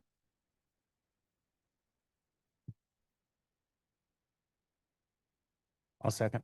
Motion by Ms. Knox, supported by Mr. Sonnyberger. Let's talk about it. Anybody have anything? We use people driven. They've won the bid multiple times. Tim backs them. So this makes perfect sense. I agree. Anyone else? So this will make it 1-to-1 at the high school too. Yeah, we'll have enough carts that every student would have a device, but we're not sending them home. They just would have it. Right. In class. So this is probably a good time to interject that one of the big concerns that's been brought to my attention is that students use their cell phones at the high school level for doing simple research, Googling things, looking things up. We will still have that option, except they'll be on a school district issued device tied in through our school district Wi-Fi, where we control what sites they have the capability of going to on their computers, because we can simply lock them out through our portal. Are there any plans, because I mean, I don't see it in the rationale, but to provide more like in the near future, like at the middle schools or anything? Yeah, this is part of what we kind of did the same thing. We reserved this before Mhm. April 2nd, so we got what we could and had that reserved. So then in the future, we'll do the same thing in order to make sure that we can get it. It's just, we had to get whatever we could do in order to deploy it. One, it had to be in the country and like on, that we could get it in time. So that's kind of what this is. And then we'll go back and you'll see there's other things that will kind of come up too with the interactive displays and so on. But do we have a plan in the future? I don't know, if short or long term, to add more Chromebooks for like the Yes. Our goal is everybody to basically every teacher would have their cart? cart. Yeah. Are you comfortable putting a time frame on that? Oh, I know you got to work through technology, and then people in finance are a bit tight with the purse strings. Yeah, I guess that's what I'm wondering too. Not so much, I mean, when we can get them delivered, that's another story, but Yeah. but That's when can do you plan that we would afford, or, well, we would part make of that the- is that's this bond series. So when we have the bond resolution, so that'll be part of that, because that we have money that'll be in there for that. So there's that. It takes like 60 days in order to get that funding, and then in order to start doing that. But really, our biggest concern is it's the ordering and when can you get them, because Right. after COVID, it had finally gotten back to, hey, you could now get them, and you could get them 6 to 8 weeks. Now that is not the case, because everybody was buying up everything they could to beat any price increases, which have been sizable at this point. So, but yeah, that's the plan. Anybody else? One small quick question. Do you believe that there's savings using the REMC schedule that is bid through by the state program? Yeah, this is what the state does is every spring they kind of do a survey and say, okay, who is looking to buy computers or whatever. It could be anything that's on there, the REMC bid site. And then they go to like various companies and they say, okay, bid, this is what we're looking at, is this many devices or whatever. And so you tend to get like really Better savings. like much better savings, because basically the state is saying this is what you're going to see. So you have a larger number. And so it drives that down. Then the state just breaks it up for districts to have. Anyone else? All right, hearing none. I think we have a motion on the floor, sir. We do. Ms. Knox, Yes. Mr. Sonnyberger, Yes. Mr. Powers. Yes. Ms. Berkmeyer, Mr. Vinatieri, Yes. Richards, yes. Mr. Green. Yes, motion carries. All right, on to item C. Weight room equipment for the high school. The Anchor Bay School District received bids for weight room equipment on May 9, 2025.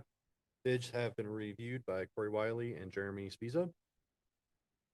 It is a recommendation to award the weight room equipment to Design 2 Wellness in the amount of $110,587. This project is funded through the 2023 bond. The 23 bond or 22 bond? 22, and Okay. that's when we passed the bond. So this project is being funded by the 2022 bond. The recommended action by administration is that the Board of Education approve the award to Design 2 Wellness, contract to provide and install weight room equipment as stated in the specification in the amount of $110,587 as presented. Do I have a motion? I will make the motion. I'll second. Motion by Ms. Knox, supported by Mr. Vinatelli. Discussion? Are we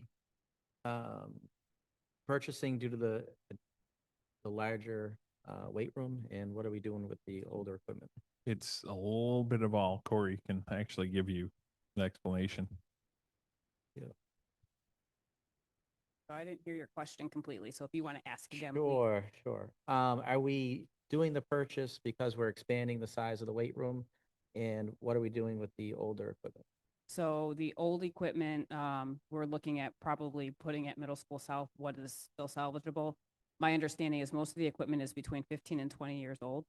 So we are replacing whatever is in poor condition, and then what is in better condition will likely go to Middle School South.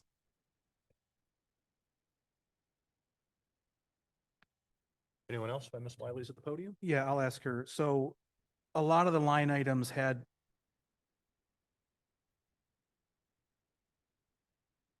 Mike. we good? Okay. A lot of the line items had a specific, I think it was rogue, Mhm. or equivalent, right?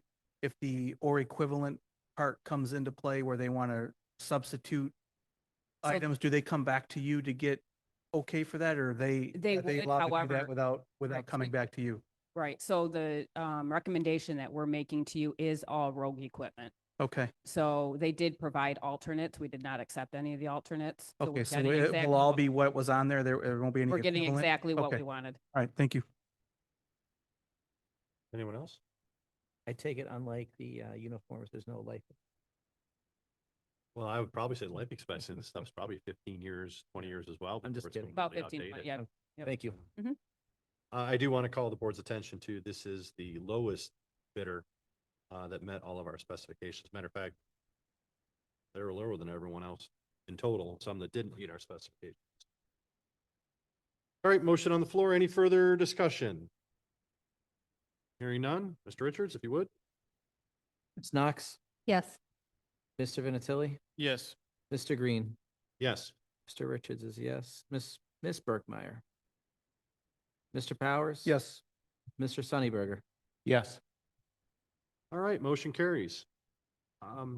Did you let Mr. Rathbun know that we were going to be spending this much money? Yeah. That's why he's passing out. Okay. I was trying to stop Corey from talking. Hyperventilating over there. This is for solar at the high school award recommendation. The recommendation is to approve a solar award for the bid submitted by EcoGiva of $2,995,000 even. EcoGiva was not the low bidder, but produced the most savings. Additionally, EcoGiva during post-bid interviews demonstrated the most capability to successfully navigate the DTE interconnection process and deliver the project on time. As you will see in the attached presentation, we believe that the project will produce a significant savings for the district of over $2.5 million. The project would be funded by energy conservation bonds separate from our 2022 voted bond. Recommended action is that the Board of Education approve the solar award for the bid submitted by EcoGiva for $2,995,000 as presented. Do I have a motion to that effect? Did I scare everybody by? I'll make that motion. Okay. Motion by Mr. Vinatelli, supported by Ms. Knox. I see at the podium, Todd has recovered from his seat and has made his way to the podium, as well as he brought Kurt, who is our owner's representative on many of these projects. Gentlemen? Correct. I also have SK Ayer with us from Sojiva, so he came in case we have any questions for him. Great. Thanks for attending. To Kurt to go through the slideshow for you. Thank you. I tried to keep that brief for you tonight. We can take the next slide here.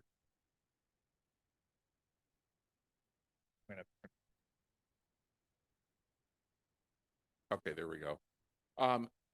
As we mentioned before, we put this out to bid. The goal was to maximize the savings and minimize the cost of the district, to capture also the IRA rebates that were out there for the roof, for the investment you already made on replacing the high school roof.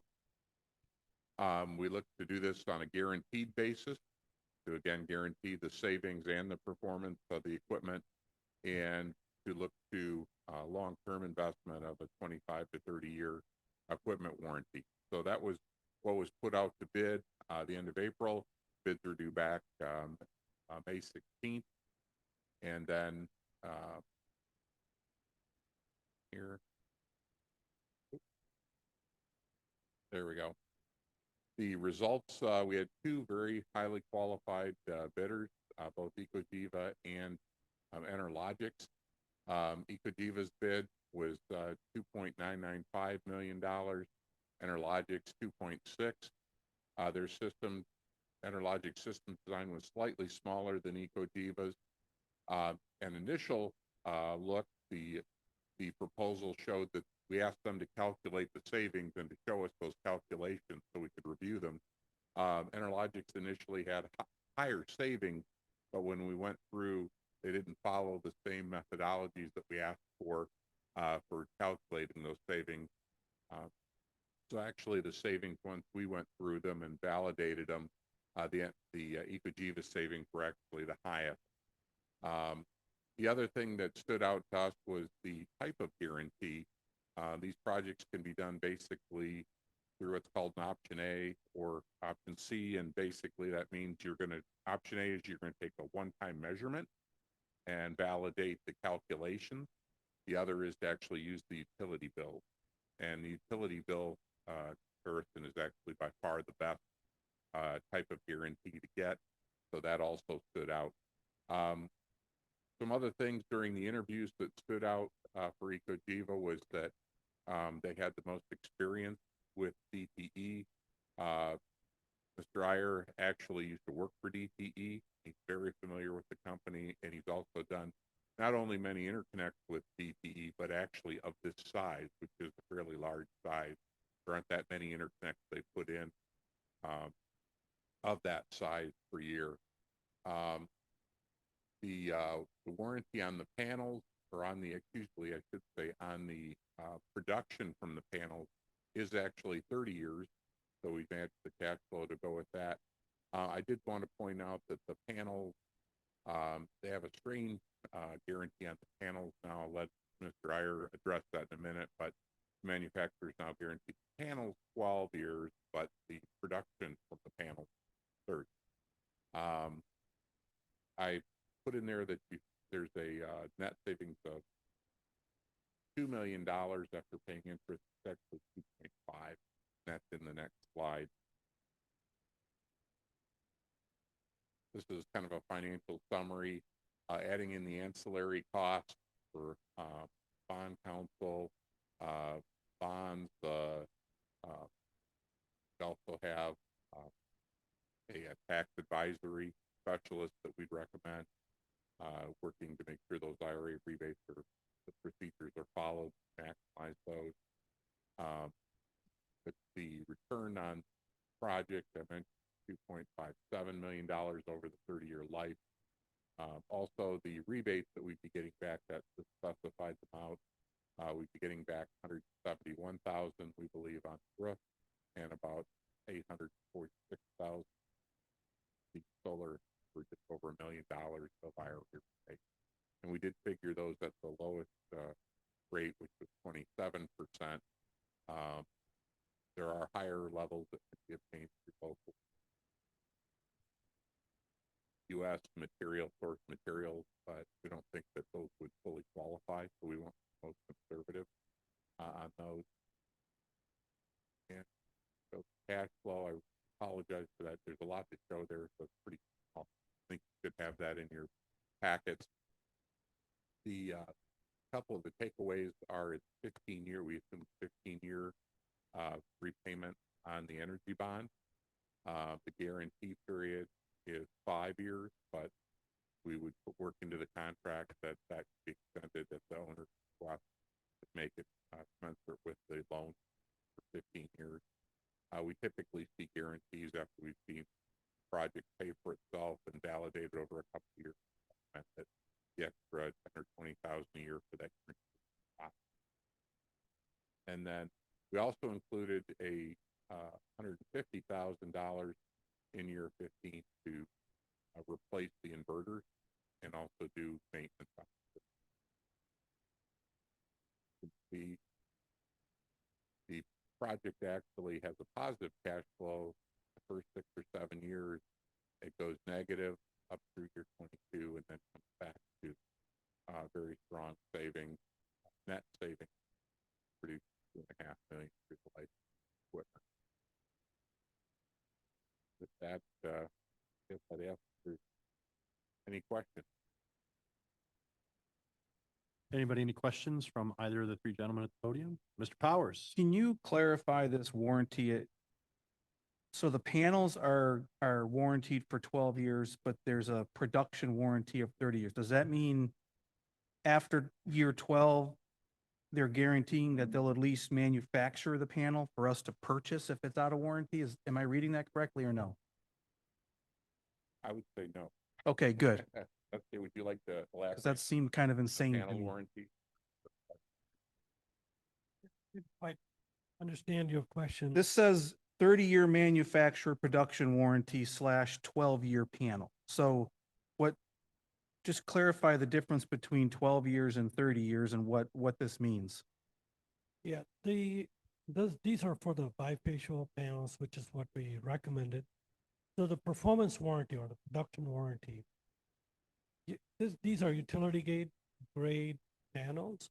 And a lot of the utilities and investors want performance guarantee or production warranty for 30 years. That has been the market desire. So product warranty is when there's a failure of the frame or things of that nature. That's the product warranty. But in our experience, we've been in business for 16 years now. And typically we don't have that issue. Most often the issue becomes the panels start degrading in performance over time. And that's what the utilities and others insisted on the manufacturers provide performance warranty or production warranty. And that's what happened. So these are utility grade panels. They're not going to degrade. I mean, they're not going to fall apart. The production warranty is most important, and that's what everybody is really banking. But there's still an 18-year gap. Like the savings of 2.57 million is based on a 30-year project, but they're only guaranteeing the panels for 12 years, correct? They're guaranteeing actually the manufacturer is guaranteeing the performance of the panel for 30 years. But how can you guarantee the performance of something that you're only guaranteeing itself for 12? That's why I always have a problem with these things, because I feel like we twist ourselves into knots to make the numbers work. And like, I feel like this should be able to be explained a lot more clear than it is if this is such a great project. So let me step back. A few years ago, the market was very consistent with the product warranty and performance warranty. It used to be 25 for product. That means that the product itself is warranted for that. Performance of the panels also goes along with it, because as the UV light falls on the panel, and there will be a degradation of the performance. So that used to be also 25. They were all consistent until utilities started making requirements for, we were talking about 50 megawatts, 50 times or 100 times. they insisted that, hey, I wanted these manufacturers to stand behind these panels for product warranty for 30 years. That's what we want because that's how we get paid. Because they saw there was no failure on the product itself. The performance was most important for all this industry.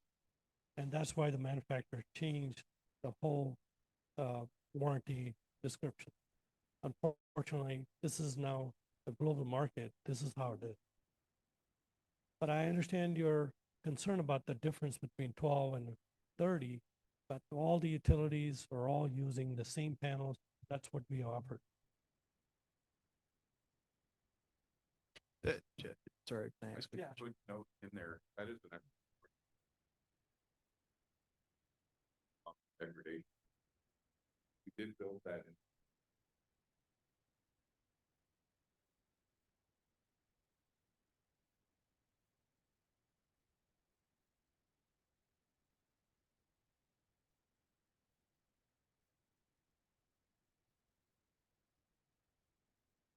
Did we lump sum it at 150,000? Is that what's in there? Is that what the 150,000 is in your forma, for lack of a better description, that we budgeted in year 15 or 16? No, that was to replace inverters. Okay, The okay, degradation is built into, the savings that you'll achieve on the panel. okay. So if I'm understanding this correctly, if year 14 rolls around and we have frames or panels or something that breaks, it's not going to be replaced under warranty. However, the degradation of that equipment and of those panels is built into the project. So that cost is essentially accounted for at the start of the project. Am I understanding that correctly? Yeah.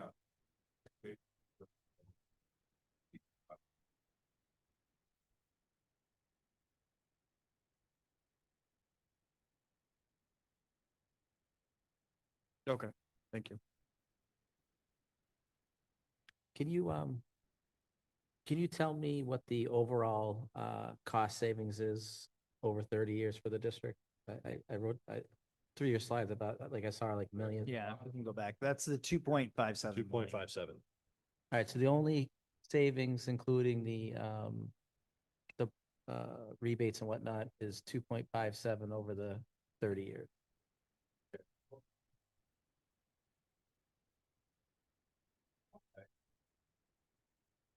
Yeah. I'm spending 2.9, but getting 2.57 back. Well, that's the net. So that's after you've repaid all of your costs, then you'd Okay. have a All right. savings of That's the 2.5 net. million. All right, okay.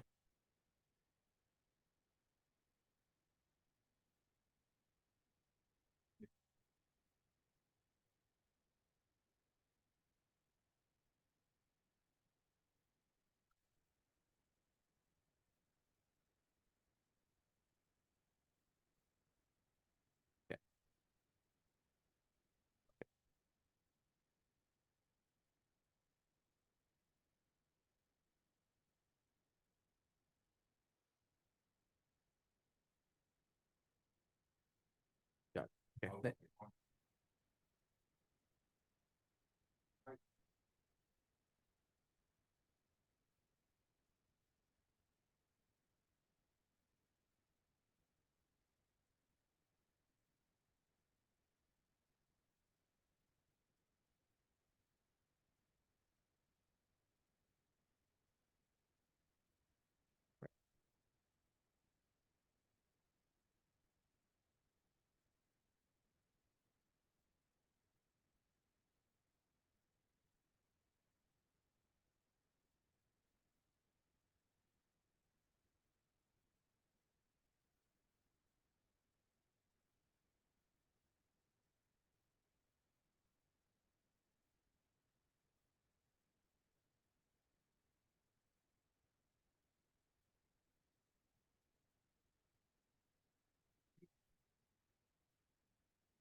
Thank you.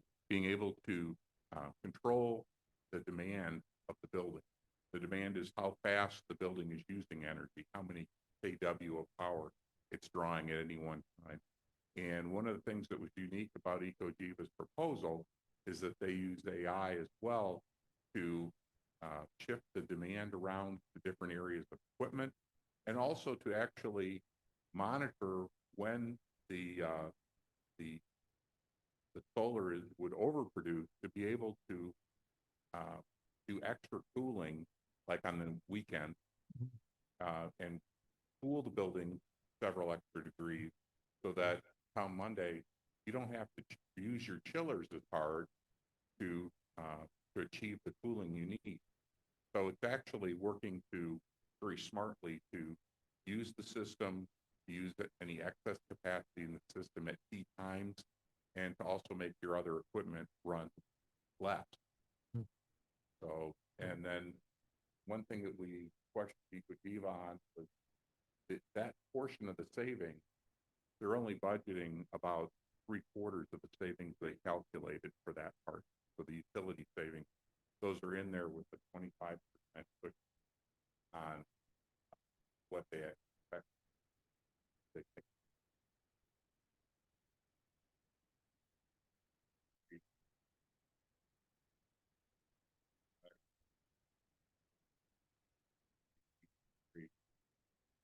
The use of AI in driving the savings higher and helping extend the life of your equipment. Ms. Kirkbride? I know this got asked last time, and honestly, I don't remember where we ended, but if in the event that our roof needs repair, say in the next 30 years, who is responsible if we went through with this project?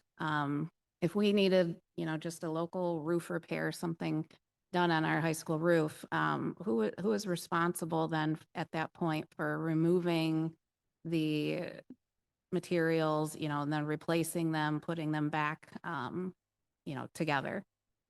The district would own this, so it's not third-party owned like a so if the district wanted the roof repaired, then the district would contract third-party electrical company to move the systems out of the way and then reconnect. They'll be rack-mounted modules. They'll be sitting on the roof on split sheets that don't damage the roof. But for the warranty of the system, would we need to maintain, like, use a certain kind of certified person to do that at that point? I mean, like, if we can't just throw our employees up there to move the system around and maintain the warranty, I'm assuming. No, to move or to work on maintenance system. Well, not to, yeah, I'm just saying to have to move the system, like remove it so we can repair our roof, and then to put it back. We'd have to use some sort of certified tech or. The contract hasn't worked out yet, but our anticipation in that contract would be that you are the only one who can have anything done, but ultimately we would want to have someone that's like certified, an electrician, that's qualified to handle disconnecting, moving that system. So it'd be solar and electrician, move it and to put it back and re-energize it. One of the things that is involved in pulling all this together to make part of it, that the roofing warranty is maintained. So there are the proper inspections by Duralast and letters so that they inspect it before, during and after, and issue letters back saying, yes, it's done properly, so that it's not voiding any of the warranty. That was part of the reason as well. So it's the rack mounted system. So the metal racking put together, set on split sheet, ballasted, and structural engineering that all of the built weight, all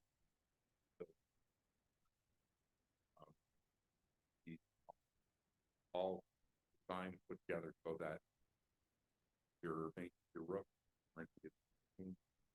building. And if you get that needs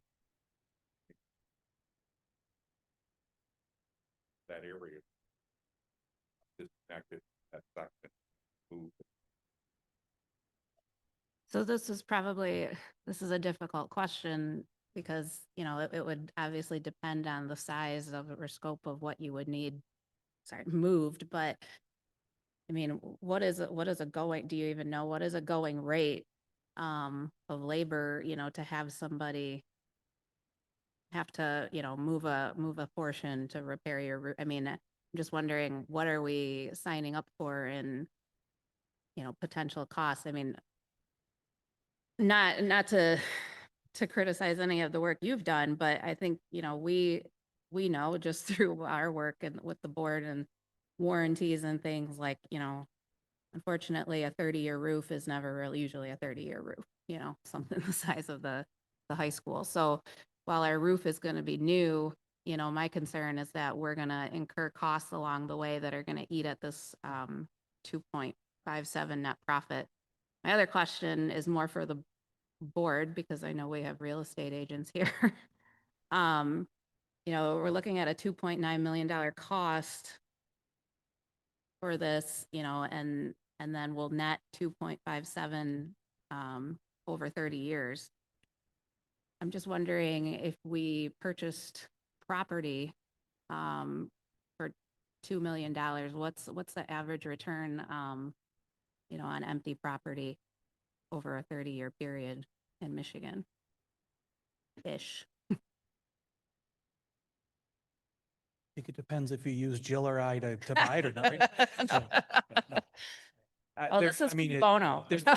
We're not paying you. There's a lot I of know you're talking variables to to- that. There's no hard and fast number. But Sure. while you're on that topic, I believe and correct me if I'm wrong, please. We brought up the roof expectancy issue at the last meeting, and I believe he said you get to a certain point where if you need to remove any of this equipment to repair the roof, it's not feasible to pull it off and put it back on. You're buying new equipment at that point. So the roof lasting as long as it's supposed to last is critically important to the numbers in this equation. And I guess, I don't remember if I asked this at the last meeting, Todd. If I did, I apologize. Would our roof warranty cover replacement or recovery costs for solar equipment if the roof didn't last as long as it was supposed to, and it resulted in us incurring more costs to replace the solar equipment because the roof didn't last as long as it's supposed to? Well, yeah, I would say, that Assuming it's no. the roof is guaranteed to last 30 years. So they would have to step in and repair the roof.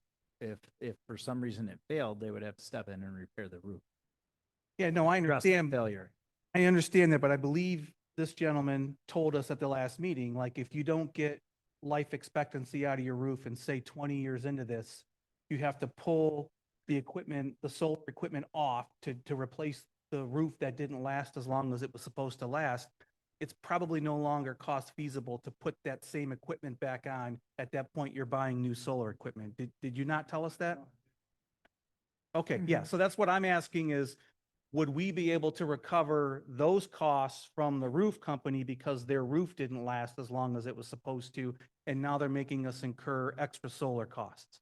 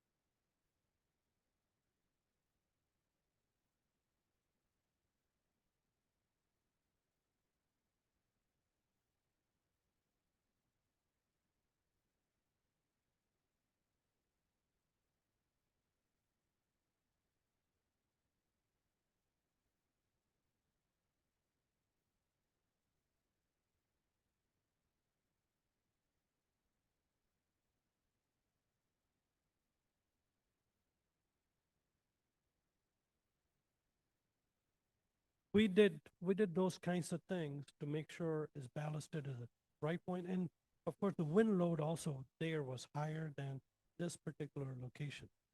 We handled all those things. And they put a new TPO roof. It's been now 8 years.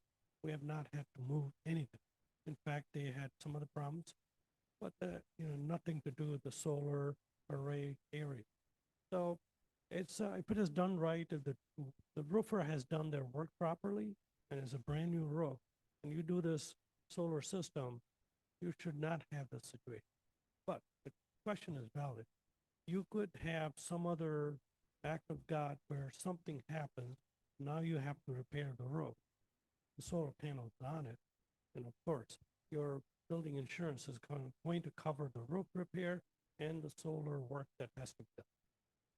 But again, I'm kind of giving based on my experience. In terms, Todd, of that insurance claim is, Yeah, I'll do just we weigh need, in do on we need that. like almost a rider that, have the insurance agent come back out, do an assessment, this is our new roof, this is our shiny panels. No, so I did reach out to SETSAG. If there was an act of God, some sort of wind or lightning strike or something, hail that damaged the roof or the panels, our insurance would cover those claims. The other thing I'd like to point out is that although, yeah, the cost is $2.9 million, but if you look in that third green column over, we're also getting a rebate of about $1 million back from the IRA. So when I look at this, I really kind of look at it as a $1.9 million because you're getting that $1 million back right off the top. And honestly, that's one of the things that has made this project more attractive. Without that IRA rebate, it would certainly be less attractive. Word? Question? I will agree that Massachusetts does get more snow. My personal. Hmm. Valid. Okay. Anybody, anything else? Okay, we have a motion on the floor. Can you remind me again, sir? Motion by Mr. Vinatieri, supported by Ms. Knox. That is to approve the solar award for the bid submitted by EcoDiva. Mr. Carter, have you ever worked with EcoDiva before? We did St. John's School, both of those. This would be our third project if it were to be awarded with that company. We have no affiliation with them whatsoever.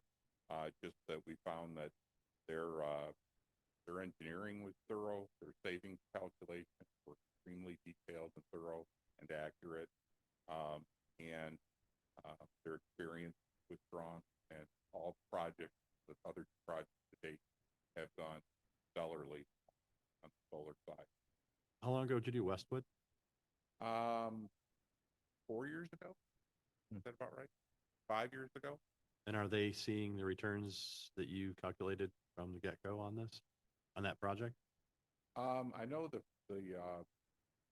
first we were involved with the project for 2 years, I believe, and after that we haven't been still working on savings out. But the savings, the solar production was with those were both power purchase agreements. Where EcoDiva won, and they installed them, and they owned the system, and then they had guaranteed production to the district, and all the output of the system were parameters. Okay. Board, any other questions? All right, hearing none. Mr. Richards, would you call the roll on this approval? Sure. Mr. Vinatieri, Yes. Ms. Knox, Yes. Mr. Sunnyberger, Yes. Mr. Powers, No. Ms. Berkmeyer. Mr. Richards is yes, and Mr. Green. No. I believe that's 4-3, sir. Am I counting correctly? Yes. Motion carries. All right, thank you, gentlemen. Moving on to the next item E on our award recommendations. District-wide teacher chairs, the Anchor Bay School District received bids for a total of 290 task chairs to be used district-wide as listed in the bid specifications. It is recommended to award the task chair bid to Office Express the amount of $49,972.80. This project is being funded by the 2022 bond. The recommended action is the Board of Education approve the award to Office Express, the contract to provide and install task chairs as stated in the specifications, the amount of $49,972.80 as presented to you. Do I have a motion to that effect? I'll make a motion. Second. Motion by Ms. Burkmeyer, supported by Mr. Powers. Comments and questions? Are these chairs being replaced? No, these are not. Yeah, these are Really? teacher That chairs. might affect my vote. Really? I don't know if I have a conflict of interest or not, but my first assignment in this district was Miss Sheridan's room. And she has the most gosh awful rickety wooden squeaky chair. So I would like to see that. I've been after her to get it replaced for a long time, so. She might not replace it though. She likes the chair. She's not here, so. Did we canvass the teachers just to see what style they'd like or anything? No, we did pilot some. Corey can actually give you some. So we background. piloted some at Lottie this year. So if you see the quantity, Lottie was left off purposely because we did furnish Lottie this year. So basically, they have adjustable arms, adjustable height.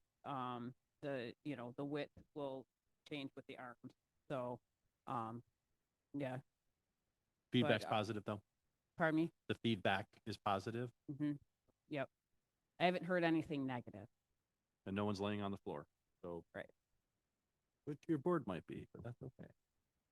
No problem, Mr. Jankowski.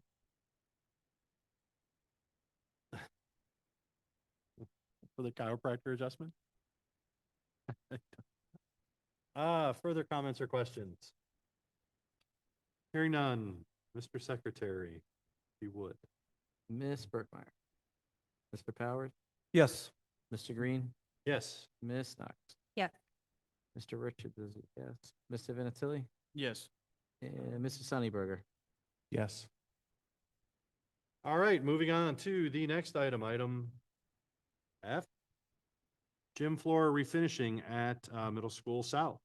The Anchor Bay School District received bids to sand and refinish the gym floor at Middle School South.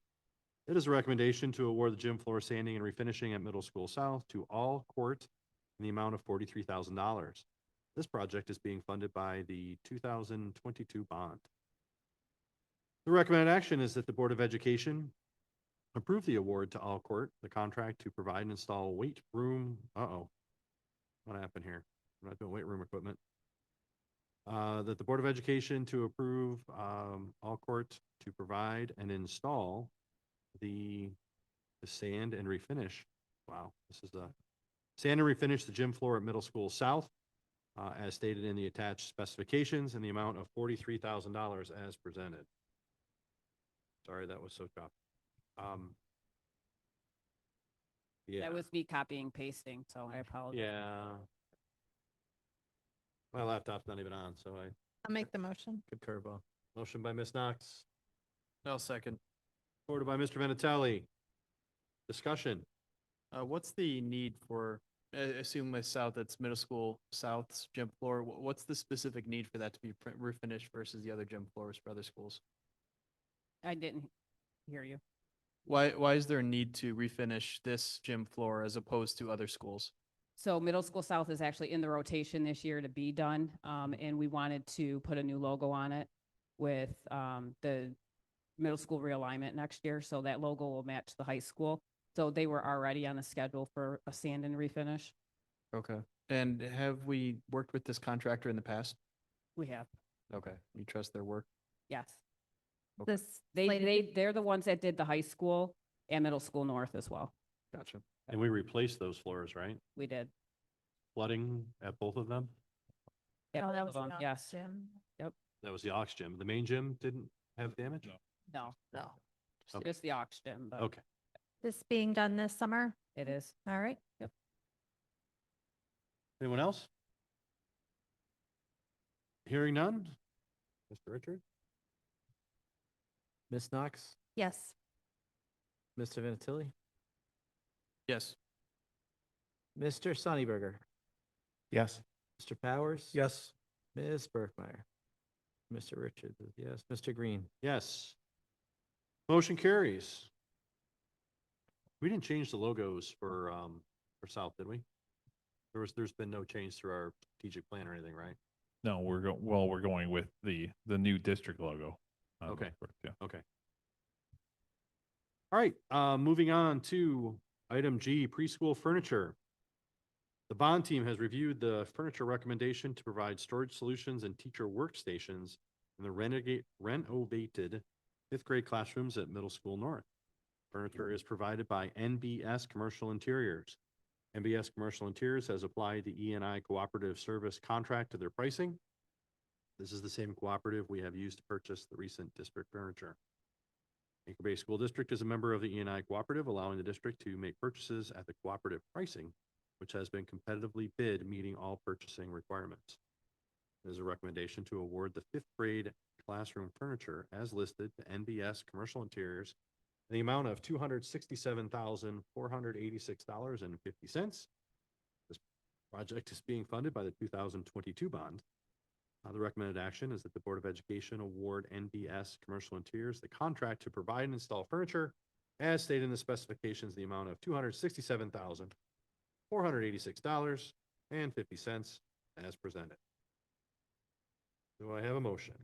Before I make a motion, we are actually on preschool furniture and you Uh-oh. said fifth grade. And then just with the copy paste, I want to make sure that we're reading the appropriate information. I did say that, and now I am doing fifth grade. How did I miss? We should be on the fifth grade furniture. Yeah, because I got E, I got F.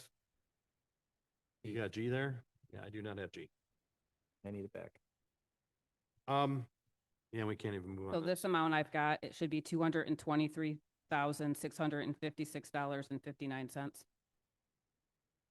Yes, but I read the motion for the fifth grade classroom Okay. furniture, so.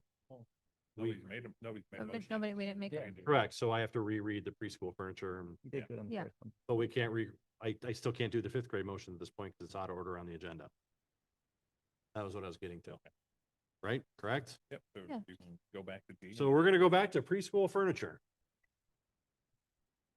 The administrative team, including Todd Rathbun, Corey Wiley, and Carol O'Shea, have reviewed the furniture recommendation to provide early childhood furniture provided by NBS Commercial Interiors. NBS Commercial Interiors has applied the E&I Cooperative Service contract to their pricing. This is the same cooperative that we have used to purchase recent district furniture. Anchor Bay School District is a member of the E&I Cooperative, allowing the district to make purchases at the cooperative pricing, which has been competitively bid, meeting all purchasing requirements. This project is being funded by grant funds. The recommended action is the Board of Education to approve the recommendation to award the early childhood furniture as listed to NBS Commercial Interiors in the amount of $223,656.59. Do I have a motion for the early childhood furniture? I will make a motion. Appreciate that. Thank Second. you. Motion by Ms. Knox, supported by Mr. Sunnyberger. Comments, questions, concern?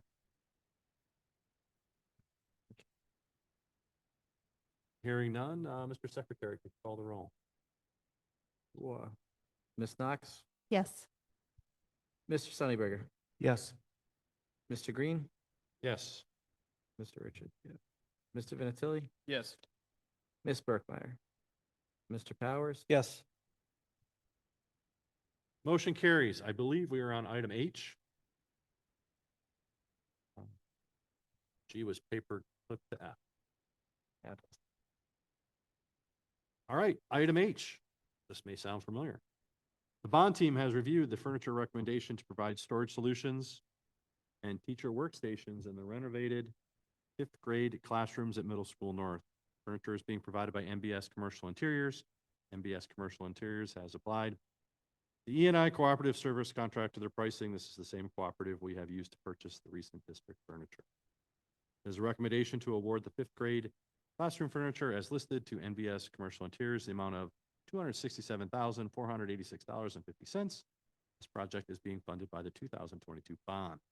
Recommended action from administration is that the Board of Education award MBS Commercial Interiors the contract to provide and install furniture as stated in the specifications, the amount of $267,486.50. Do I have a motion? I'll make the motion.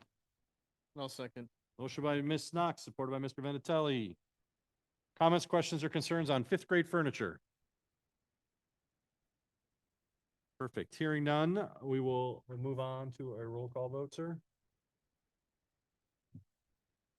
Ms. Knox, Yes. Mr. Vincentilli, Yes. Mr. Sunnyberger, Yes. Mr. Powers, Yes. Ms. Berkmeyer. Mr. Richards is yes. Mr. Green. Yes. Motion carries. Item 7I, pizza bid. Although Little Caesar's pricing is slightly higher than the other vendors, our food service department recommends awarding the contract to Little Caesar's based on the following factors: strong student preference as demonstrated in their taste test results, increased a la carte revenue. Due to the high student demand for Little Caesar's, we receive an increase in a la carte sales of extra slices. This added participation will offset the higher cost to maintain overall budget balance. Proven track record, we have worked with Little Caesars for the past 6 years, and they have consistently demonstrated professionalism, reliability, and excellent customer service. In addition, high satisfaction with their responsiveness, delivery, and overall partnership. We believe continuing our relationship with Little Caesars will best serve our students' preferences and maintain the high service standards our district expects. The recommended action from administration is the Board of Education award the pizza bid for a 2-year contract to Little Caesars. Do I have a motion to that effect? So moved. We'll second. Supported by Mr. Powers, supported by Ms. Knox. Comments, questions, discussion about the pizza? Mr. Green, what was the total for the pizza bid for 2 years? I was scrolling through here. And correct, so that it's, the second page of your recommendation has 3 vendors listed and the price per pizza for cheese, pepperoni, and veggie. I do not believe when I read through this earlier that we are making any minimum or maximum commitment. Correct me if I'm wrong. No, it's just the number of pizzas we order. Gotcha. Do have a question about this. I think pizza is sort of like a ongoing tradition for public schools. Is there anything else we can feed kids besides pizza? I mean, it is a pretty easy go-to, but the nutrition for that is, in my opinion, pretty poor. Yeah, go ahead. Yeah, so we do, there's always different lines. So there's the regular, I guess it would be called, what was the hot meal before, and then there's also pizza, then there's like sandwiches and things like that. And the nutrition in these, that's why it's a special bid, because it's whole wheat. It's not the same stuff. They have to meet the federal guideline for lunches. Okay. So the idea is that by offering whole wheat, that it's going to be a healthy alternative to other brands of pizza for the students? Well, it's not exactly what you see if you were to go into a Little Caesars. It's has much different requirements. It has to hit certain minimums, and it's not the main thing that we are. They have a variety of things that they can choose from, and pizza just being one of them. Sure. Yeah, but I mean, we're still offering it. And still, kids are gonna, they're still gonna go for it. I mean, that it's fine. Like I said, like I don't, we don't need to change the whole menu right now, but it just seems like, for at least from my perspective, if the kids are gonna go to a public school, why do we even have pizza? Why not just go with the sandwiches, the healthy alternatives, or whatever else we might be able to offer them? Just not really give them the choice to choose unhealthy things. If they want to be unhealthy, they can grab fruit roll-ups from home, or mom can have them pizza they can microwave at school or something like that. But just offer specifically what would be good for their nutritional value. Because even though we're offering whole grain, or whatever sort of alternatives to the pizza, from my understanding of nutrition, like there's really nothing you can do to dress it up. It is going to be bad for whoever eats it. And it's going to lead potentially to getting used to eating this type of food long term. And so that's just kind of my 2 cents on picking pizza as a food. I guess follow-up question, is this for lunches or for events or for both? This is lunches. Okay. Yeah. So that's kind of the point. But yeah, okay. Well, I just wanted to understand a little bit more about that. So the federal guidelines establish, minimum nutritional value that goes with all food. And as crazy as it sounds, we can actually sell cookies in our schools because they've got flour in them and they check those boxes. But also in addition to that, in order for a meal to be reimbursable in the state of Michigan, we have to provide a half cup of fruit with that pizza. And I'll tell you quite frankly, most of our kids probably throw it away. But if they walk out of that line without that half cup of fruit, and I think milk too, we're technically, we're not supposed to get reimbursed for that. If we get audited, and whether they eat it or not, it's not our problem. That's just that they take that half cup as they're walking through, whether it's an apple, carrots, whatever it might be. So there is some additional value aside from just a slice of pizza. Personally, if it were me, of course, I'd be tossing the veggies or whatever in the pizza, but so that's no surprise.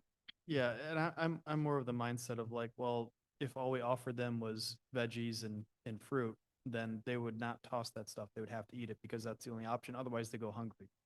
And it's sort of like a tough love situation, but I think they would be able to get through it, and it wouldn't be, so bad. So I will Yeah. just speak from experience with 2 middle schoolers. You do not want even more than 2 middle schoolers that are hangry. Yeah, they, And it's your not that they'll husband just, silently- whatever, is they will be unmanageable, Right. is what will happen.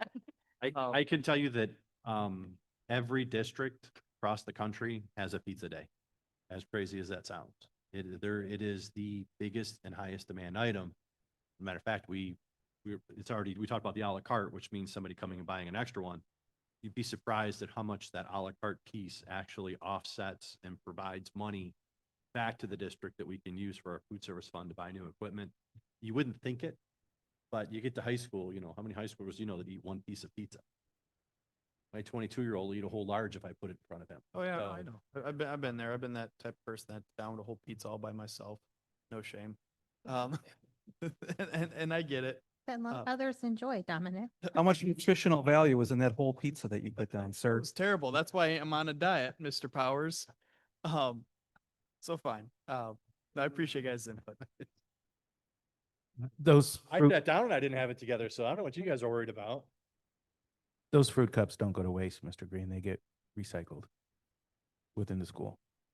Only if they get put on the table. I know at South, they have a big bowl, and if you don't want something, you put it in the bowl and it gets reused. Only if you put it on the table. They do a pretty good job. I don't want to belabor this anymore, but I would say But you will. we've taken away their cell phones tonight. I don't think we should take away their Little Caesars pizza. And Cell phones, you're not getting. I understand that pizza is not the most nutritious thing, but they're kids, and part of being a kid is enjoying a slice of pizza. So I'm good with this. Just think of it this way, by taking away the phones, we've avoided the whole Fast Times at Ridgemont High situation where the pizza gets delivered at the classroom. So you got to give them the pizza. Anyone else? Please call the roll, sir. All right. Mr. Power, Yes. Miss Knox. Yes to pizza. Mr. Green, Yes. Mr. Richard is a no. Mr. Vinatieri, No. Miss Berkmeyer, Pizza. pizza. Mr. Sunnyberger. Yes. That's a yeah. All right, so you have 5-2 there, sir, so the motion carries. Yes, sir. And I hope no one beats you up by the dumpster at lunch hour. I like pizza, just not, That's all I'm saying. not Little That's all I'm Caesars. saying at this point. I'm looking to save a buck. They're based in Detroit. Oh, save a buck. Even Domino's, are they still headquartered in Ann Yeah. Arbor? I don't even know at this point. Yeah, where's the Jets bid? Jets must not like us. They're based in Texas. You know how I feel about anything outside of Michigan. Item J, classroom interactive displays. The rationale, the review team met to conduct a detailed overview of all findings, discuss all options, consider initial and long-term cost models, evaluate overall and individual contractor abilities to complete projects, and to provide anchor-based school district with a high probability of success. The team reached consensus on this recommendation after a thorough consideration of all bids and detailed product specification.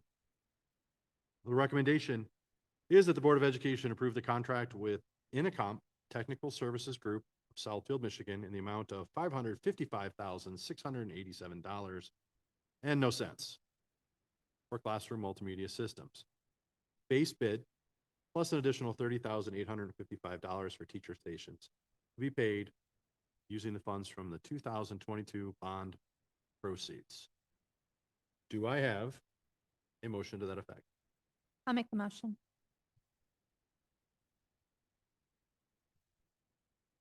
I'll second that.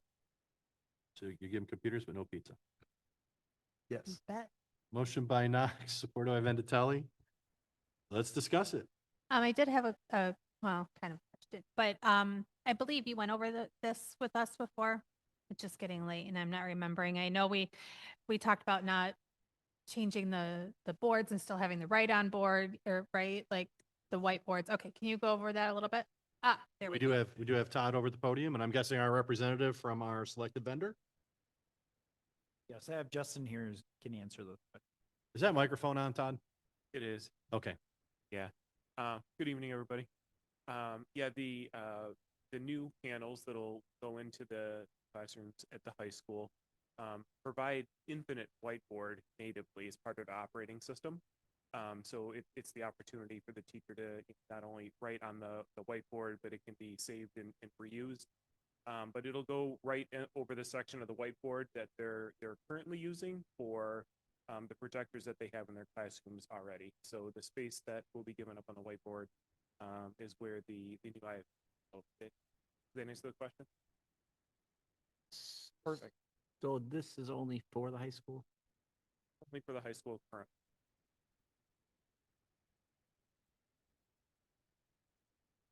We had discussed in curriculum about them not wanting to lose their whiteboard space. So this is more like modular, right? Yeah. I do want to point out they were the lowest bidder out of the 5 that were reviewed. Todd, did you review this one yourself? What's that? You reviewed this bid yourself? I did, along with Justin, and we had Tim as a part of that. Phil was a part of that. Okay.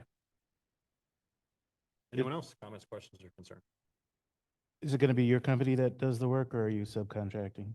No, I'm actually the part of the technology consulting firm that works for the district, Communications by Design. So I'm not directly affiliated with the company that'll be doing the work. We put the bid documents out, we work through the review process with you guys, and then manage the project. You know what kind of carts these come on? What's that? You know what kind of carts these come on? Yeah, I'd have to look, but yes, it's a 4-wheeled, kind of like a mobile TV stand. There's a specific part number for it. If you want to know exactly which one it is, we can give that to you. All right, so this isn't a fixed system. It's on a cart. So there's 4 that are part of this project that'll be on carts. 2 for the media center and 2 in classrooms for specified use that the teachers requested they be on carts. Every other scenario will be a permanently mounted IFP or a projector in the classroom based on what the teachers want. Anyone else? Mr. Secretary, call the roll if you would. Ms. Knox, Yes. Mr. Vinatelli, Yes. Mr. Sunnyberger, Yes. Mr. Powers, Yes. Ms. Berkmeyer, Mr. Richards, yes, and Mr. Green. Yes. Motion carries. Moving on to item number 8, bond ratification resolution.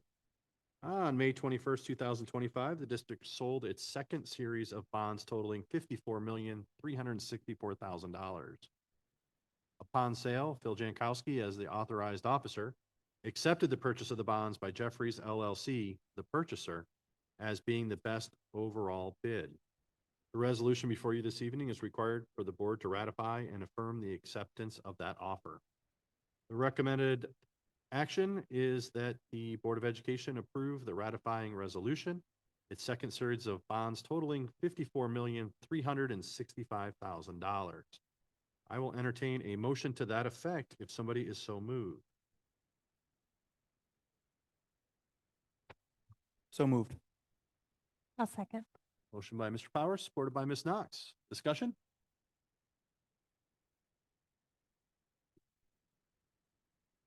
Hearing none, roll call vote if you would be so kind, sir. Sure. Mr. Powers? Yes. Ms. Knox? Yes. Mr. Green? Yes. Mr. Richards is yes. Mr. Vinatieri? Yes. Ms. Berkmeyer? Mr. Sunnyberger? Yes. All right, the motion carries. Moving on to item number 9, a student reinstatement. Earlier today, the reinstatement committee met here at the administrative offices. And at this time, I will entertain a motion if one of those committee members is so inclined to make a motion. In your motion, please indicate whether you wish to reinstate the student or not reinstate the student. Or can we just go with reinstatement?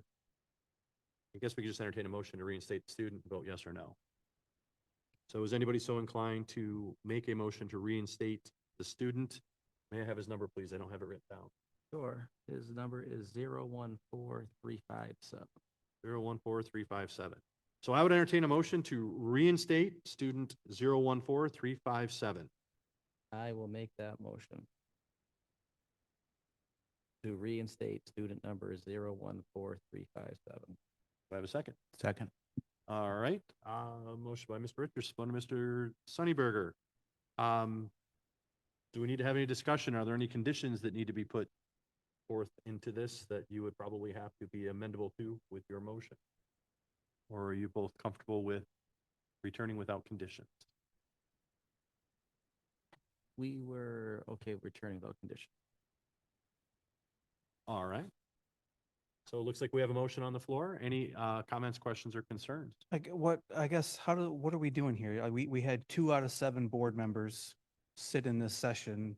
We know nothing that was talked about, nothing that was said, and then we're supposed to make a vote on whether or not to reinstate a student who was expelled for some pretty serious reasons. Like, I don't understand how any of us could feel like we have information that we need to reinstate this student. All right, that's fair enough.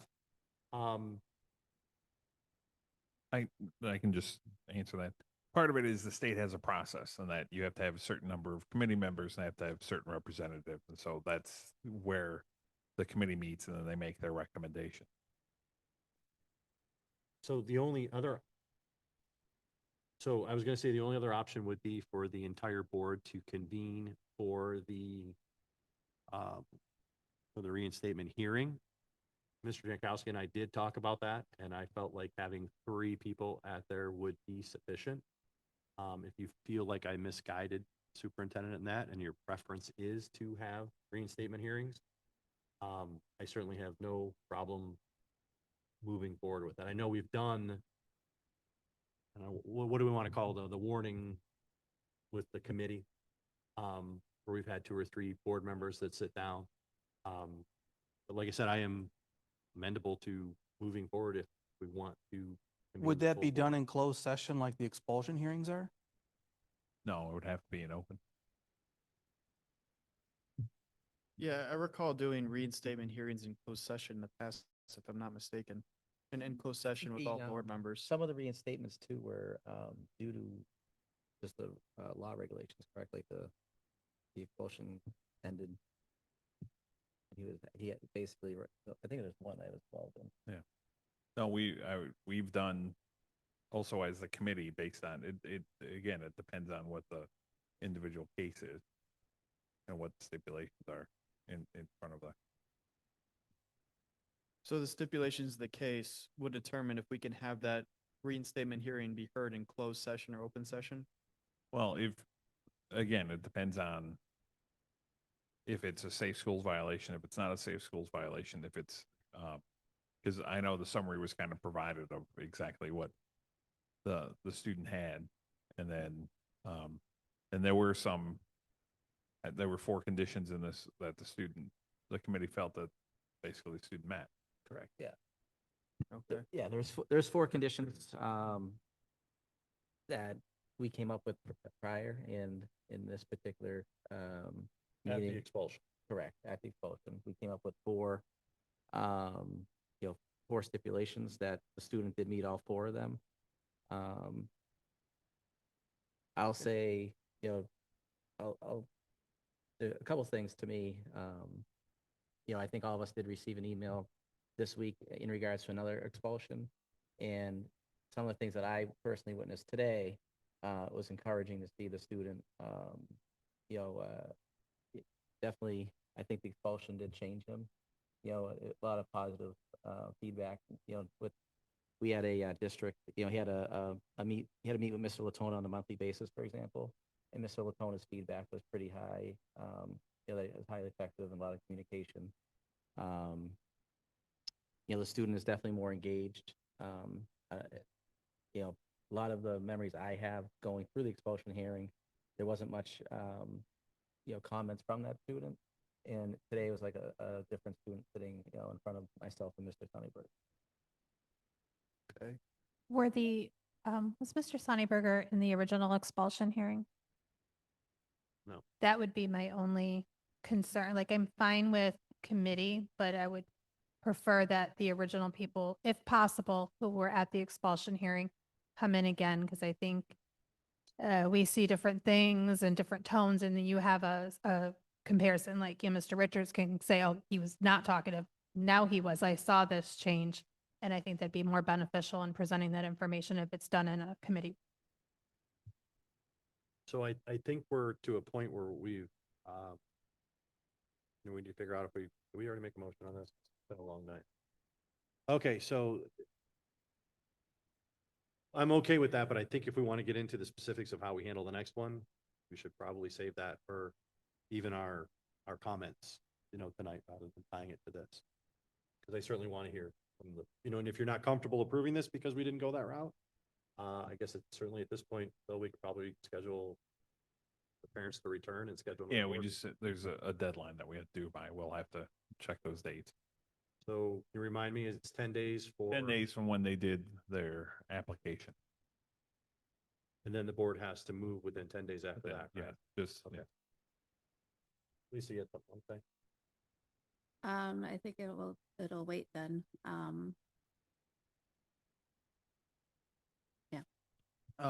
So you said there's 4 conditions. I guess, would you be able to tell us a little bit about this student? Because I don't recognize him by the number. What exactly did the student do to get themselves expelled? If we can talk about that in open session, is that possible to talk about? And then what were the 4 conditions that he or she followed, that allowed us to feel comfortable bringing that student back into the school district? It was essentially, it's on inappropriate comments that were made in school. And then those, the 4 conditions. I got it. Yeah. The 4 conditions were to enroll in virtual classes as assigned by Anchor Bay staff and complete all classes assigned, which includes weekly 2-way communication via email. To meet with Mr. Latona monthly as scheduled by Mr. Latona. Consent of 2-way communication between the student's therapist and the Anchor Bay counseling staff. Enroll in summer school as assigned by Anchor Bay Middle School and the counseling staff. We did also receive a letter from the students' counseling staff, you know, that kind of wrote some pretty positive praises in there. You know, it's something that we also put in consideration, you know, a lot of the feedback from the council or the counseling office that sees him. I think it might have been on a weekly basis. Yeah, so the parents could also bring the, you know, the letter too.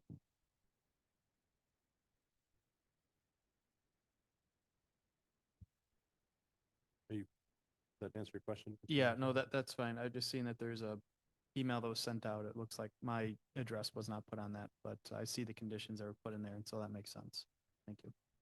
Mr. Powers? You good? Everybody else has no comments at this point? And like I said, let's open some conversation when we get to the end of the meeting about how we want to handle this in the future.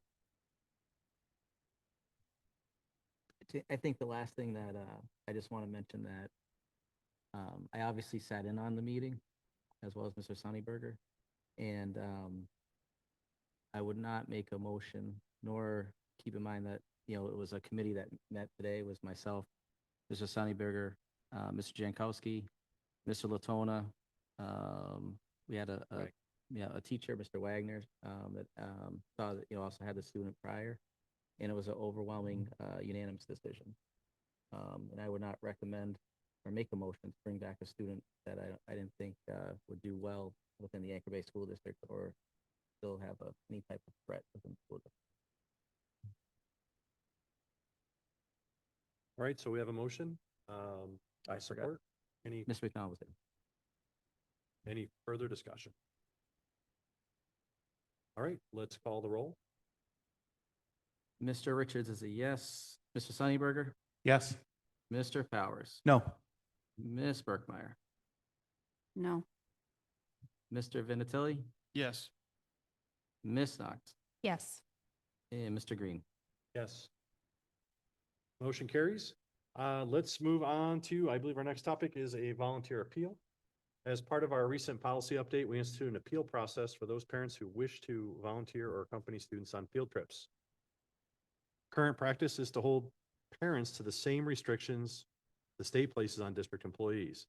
The appeal process will allow each parent to speak about their appeal for 5 minutes, and then the board will vote on the appeal. Tonight, we have one appeal from parent A. So why don't we hear from parent A, and then at that time, I would entertain a motion if one of the board is so moved.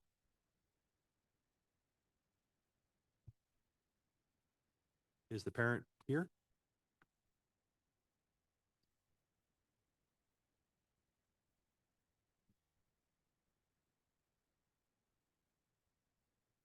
All right, so we don't have a motion on the floor at this point. We can make a motion to table it. We can make a motion, whatever. What does the board feel like they want to do with this at this point? I'd like to make a motion to deny the appeal for parent A. All right, do I have a support for that? Support. Motion by Mr. Vinatelli, supported by Mr. Powers. Comments before we vote on the motion? Just to clarify, the vote in the affirmative is to deny the parent appeal. Okay, so Correct. voting yes is, gotcha, just want to make sure I got that clear. And just to clarify too, the parent has only one appeal? Or what? So they come back each year or even? Like next month, you're saying, like, could that parent come Right, back? right, that next parent come month back next if they month. could make And- it? And then or- if it were, right. you know, even if we were to vote no on an appeal process, is the parent allowed to come back the following year also? Okay, so we have a motion on the floor to deny the appeal of parent A.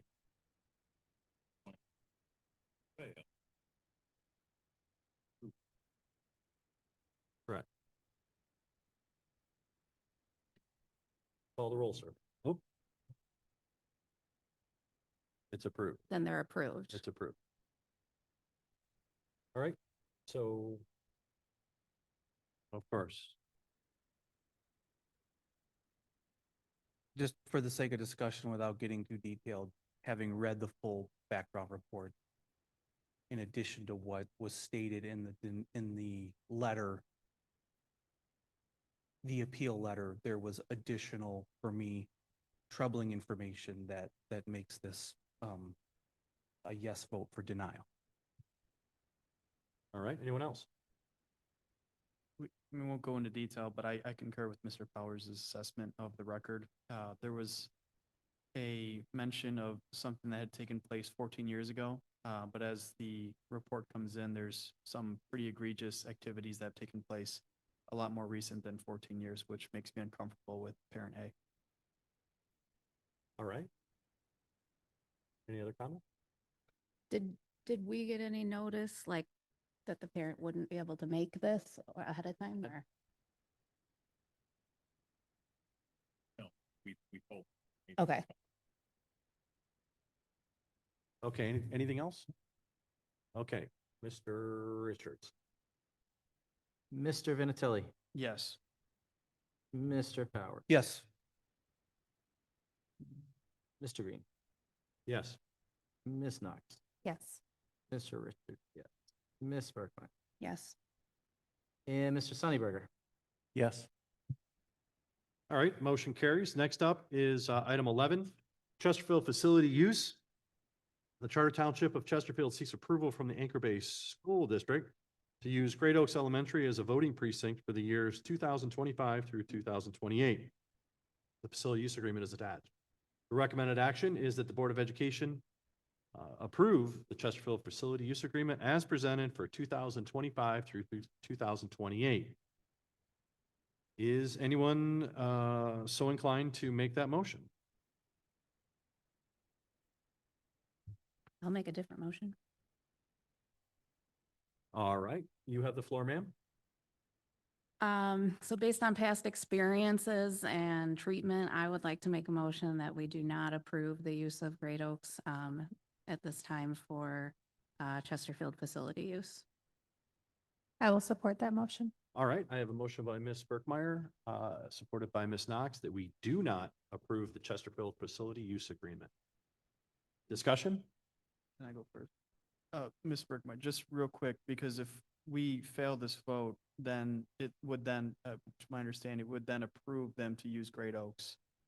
So then if we have the vote be to approve it and it fails, then that would just then deny the motion for what the City of Chesterfield's trying to do. I believe her motion is to not approve the Facility Use Agreement. Right, which would require 4 votes to do so. But if we did it in the inverse, it would take 4 votes to approve that, in which case. Like what we just What I just Right. did, yeah, yeah. in the So, reverse. yeah. No, you're right. So right, So you're prepared to modify your motion, ma'am? I am. I will, let's see.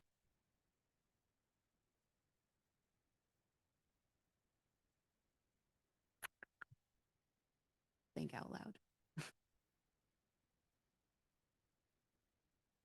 How about I'll just rescind my motion? Just to be clear, if nobody makes a motion and nobody seconds a motion, even though it's on the agenda, it doesn't exist, Fails- then we move fails on, for lack of correct? support. Fails for lack of support. So you have rescinded your motion. Yes. I assume you rescind your second, just to make sure we're covering things. You're not picking up the ball and running with it. All right, so we're still at the board level for conversation. Anything further? Does anybody wish to make a motion? Is anyone so inclined to make a motion?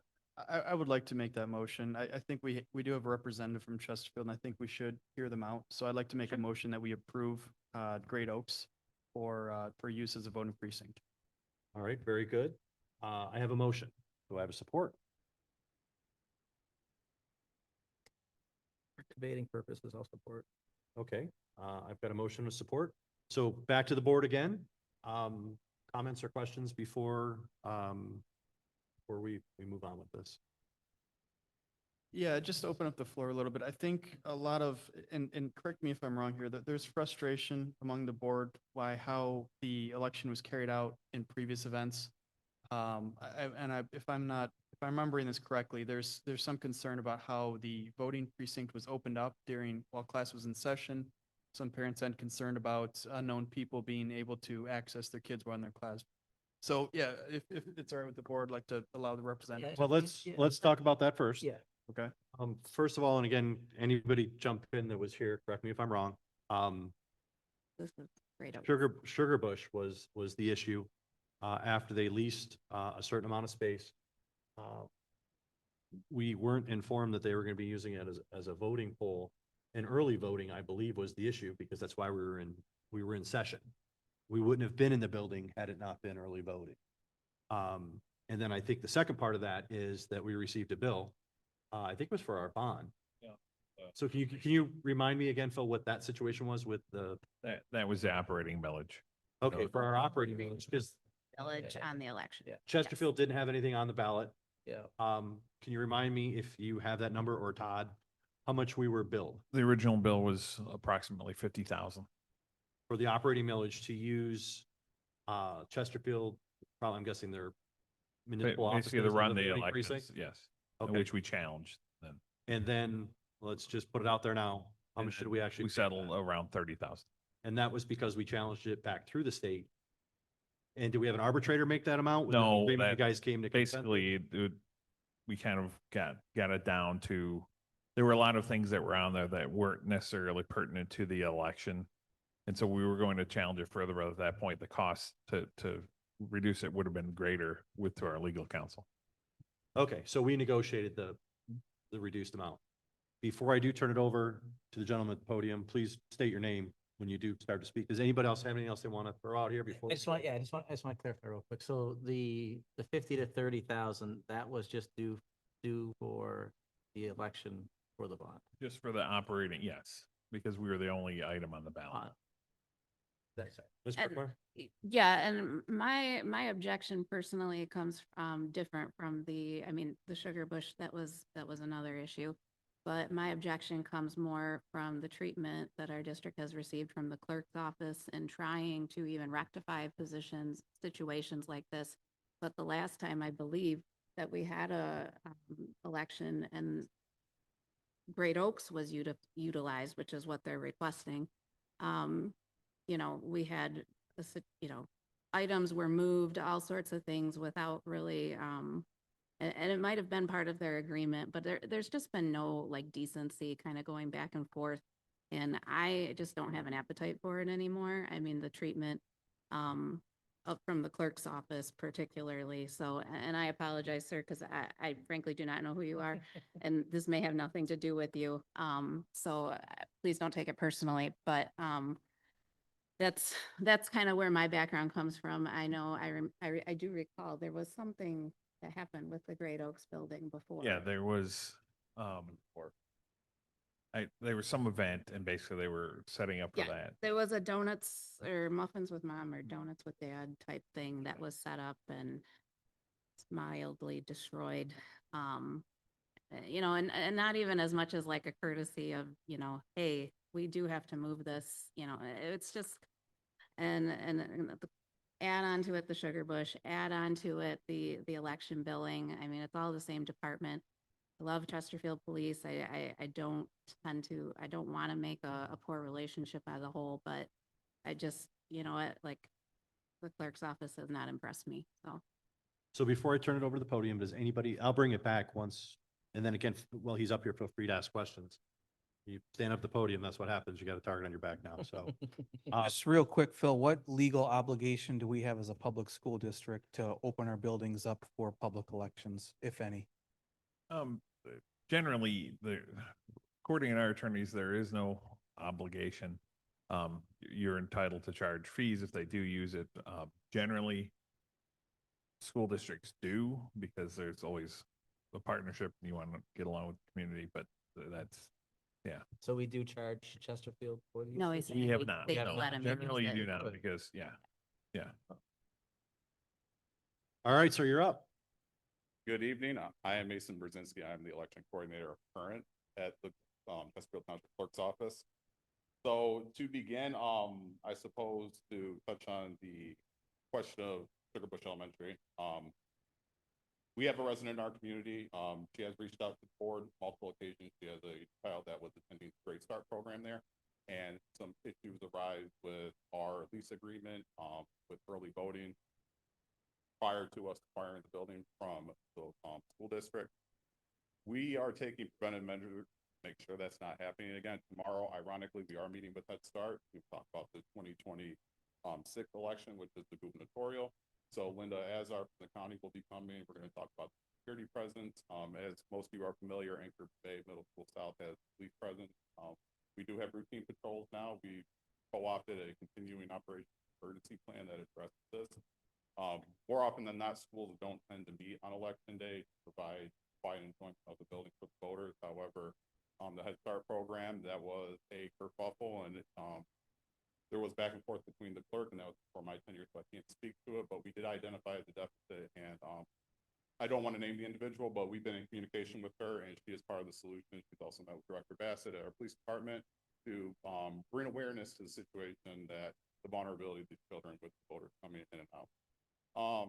Second to that, the bond question. So 2023, I began right when the election began.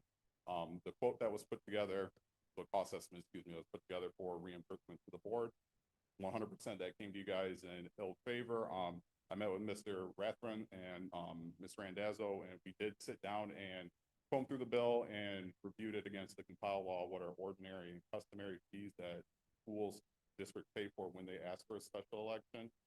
Again, that was onus on the previous incumbent as well as myself. It was a transition period for the department. However, I do want to note that we did reduce the bill. Lance Cruz called for an election in May, and that millage ultimately failed. They did pay just about as much as you guys once it was all settled. And again, I had 100% ownership of it at that point in time. I understand the strain on the relationship, and there's not much to add there to say, you know, it won't happen next time. Perhaps I would say if the board is amenable and it is willing to take action, we try it for one more trial basis for next year, just for continuity of the voters. We did spend quite a sum of money to consolidate our precinct and create all the collateral that warrants our polling locations. As Mr. Jankowski noted, the school district is not inclined to provide us any spaces for polling locations. Election law makes it that we have to use buildings that are 503c nonprofits. School districts are plentiful, and customarily the relationship tends to be good. Obviously, this one's strained, and I would like to demonstrate that we are on the up and up. We are refining our practices. I came from the city of Ann Arbor before coming to Chesterfield, so I'm still learning the song and dance a little bit here. Ms. Berkmeyer, you did mention the event. I believe that was the August election. We had the primary, and the tables were set up nicely in the gym and cafeteria area. We were coordinating with Ms. Wiley and Ms. Benoit in their office. Something did transact with us essentially rearranging the room for election day. Unfortunately, by the merit of what the compiled law is, we are the chief election administrators, and that was just an event that we couldn't plan for, and it was unfortunate. We did cause quite a strain on the custodial staff as well as the event for the following day. So we do apologize for that. Again, we appreciate the consideration, the time tonight, all the concerns I do have jotted down here. I hope this kind of signals that we are taking serious action to restore confidence in what we're doing. But again, it is a pleasure, and I appreciate the time. So I'll bring it back to the board while Mason is still at the podium.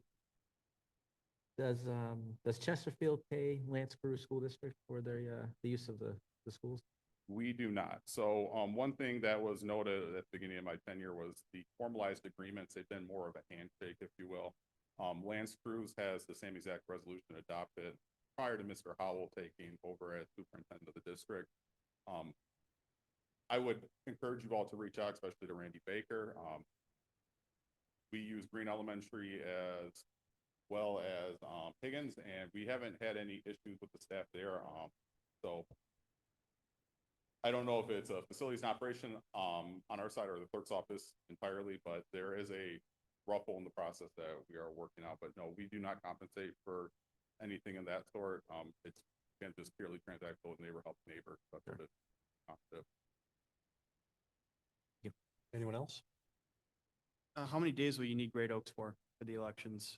From looks like 2025, 2028. How many days on site will you need to be at Great Oaks? Yep. So for 2026, it would be 2 election dates. In the letter that I drafted to Mr. Jankowski and I provided to Ms. DeCristofaro, for 2026 is the August primary and then the November general. So those are your gubernatorial elections. And then in 2028, we would have presidential again. So it would be 4 days in total, unless a special election was called on the off years.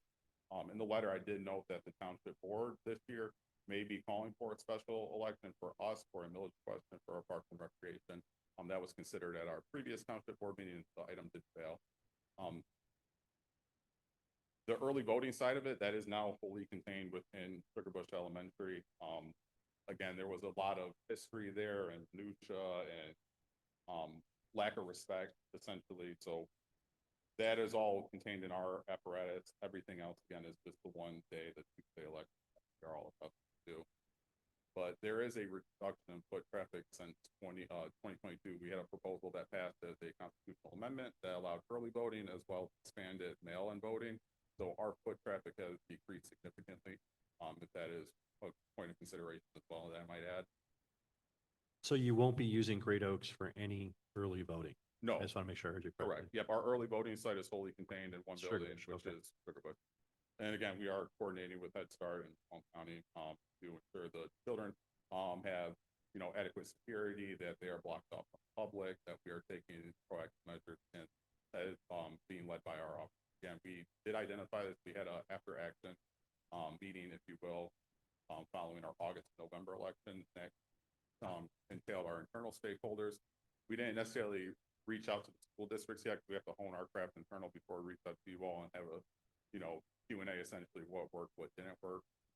But again, we are looking holistically, and we do know that there are some chinks in the armor, if you will, with relationship here, and we're hoping to build back that bridge and demonstrate that we are meaningful in our gesture, and we are trying to co-opt a relationship that is without issue and has a genuine level of respect. Not just, we're the clerk's office, we're taking over for the day. Good luck. Anybody else? I have a procedural question, Mr. Green or Mr. Jankowski. If we approve this for the years of 2025 and 2026, let's say we do approve this and something happens, we don't like it, we want to rescind this motion, can we vote to rescind access to from the clerk's office to use Great Oaks?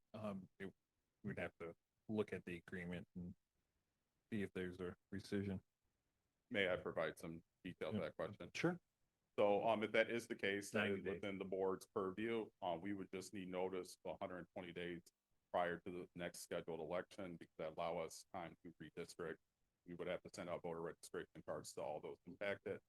Great Oaks serves as a polling location for 2 precincts. So those north of 24 that would be east of 94, everything west of 94 is Higgins. So we would have to notify roughly 9,000 people, hey, your polling location has changed. But that would be the only criteria that. We have a question to Mr. Jankowski also. I guess your past experience, is it common where school districts are not charging townships and cities for elections? Is that common, or is it? Yeah, that's generally the case. In every district I've worked in, we've never charged. All right. So the townships will charge us for different millages and whatnot, but the district doesn't charge for the use. No.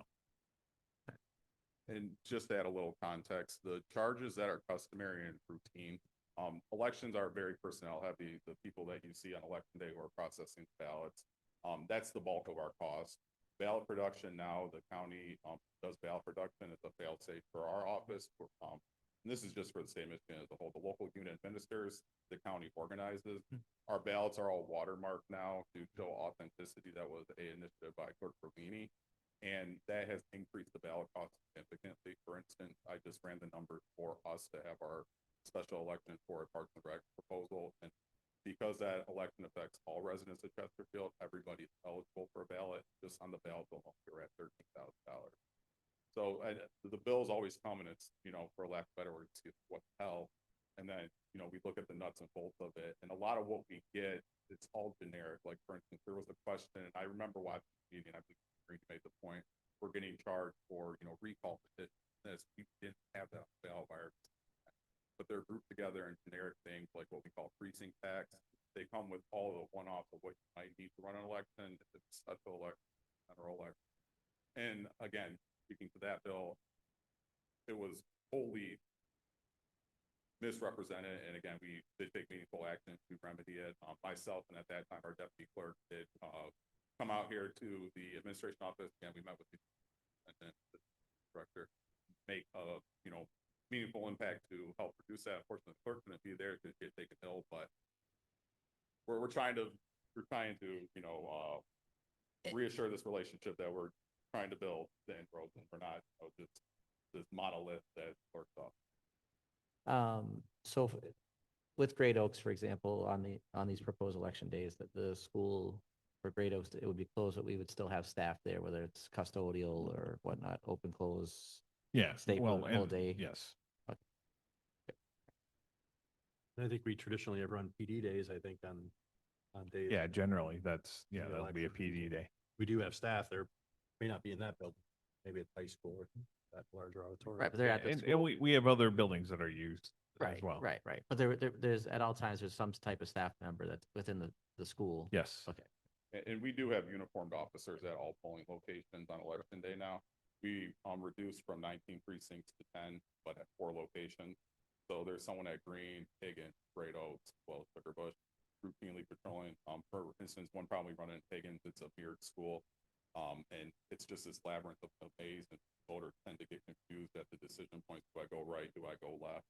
And that was part of our emergency plan. We identified that was a shortfall. So Lance Cruz on the 9th is considering, modifying our facility use agreement to use Lance Cruz Middle School East, but their gym is quite perfectly centered in the middle of the building, and voters don't have to veer off that path. So again, we're taking action. It's a matter of identifying that we've made mistakes and showing that our willingness. Again, it would be beneficial for us and for our residents, that we maintain Great Oaks and that we demonstrate this. Perhaps we only renew this for next year, and that we can reconsider at that point, or rescind it. We are continuing to make the same pitfall mistakes. Ms. Knox? Yeah, I appreciate you coming out here. I think that the township is attempting to repair this relationship, and you've acknowledged the shortcomings and not placed blame. So I really appreciate that. So I'm inclined to give it another chance. Anyone else? 2 questions. Am I to understand we have children in Sugar Bush that are going to be in the building at the same time as the election? Those are part of the county Head Start program. They're not our students. They're not our students? Yeah, because we are now out, but we sublease space for the Macomb County Head Start. But why do those kids have to be in that building at all that day? Generally, the program required to have them in there, and they're okay having them in there. There are districts that still run Yeah. school on election day. Yes. While we And don't. if you're denied today, what is your plan B? At this point, we'd have to consider other facilities in the area. Anchor Bay, north of 23, against your guys' territory, so we'd have to consider looking at churches or other facilities. Again, schools are plentiful. They're usually reflective of the populations in the area. That's why it's usually lockstep that we work with them.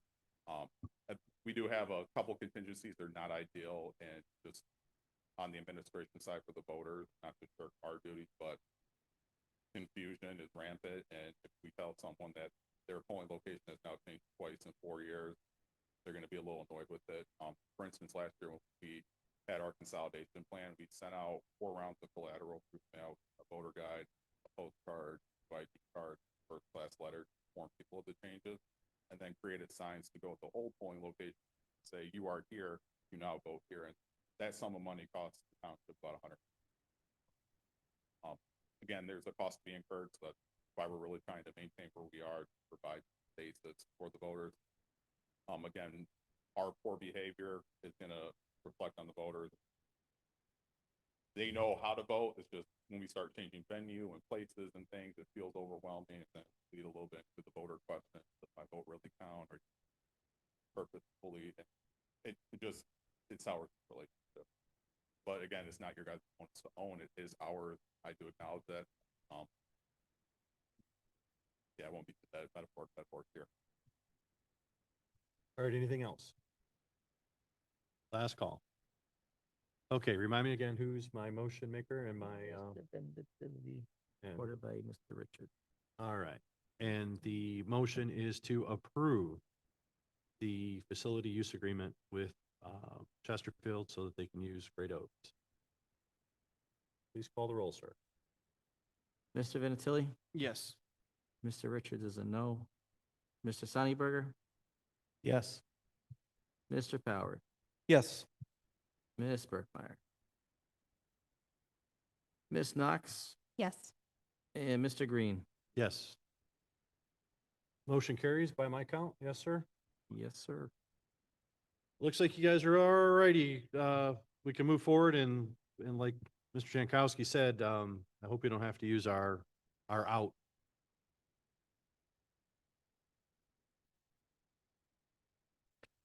All right, next is administrator agreement pursuant to discussion at the April board meeting.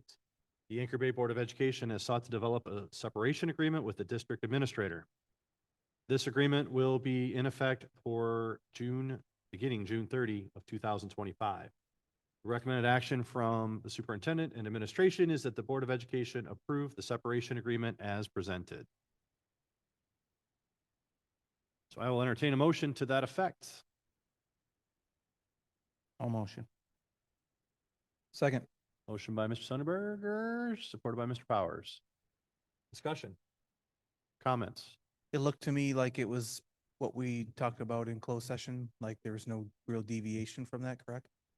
Okay. Anybody, anything else? Is this, I know that I believe that it said something about, not discussing the terms, but as a public board, we can Yeah. share what the terms were.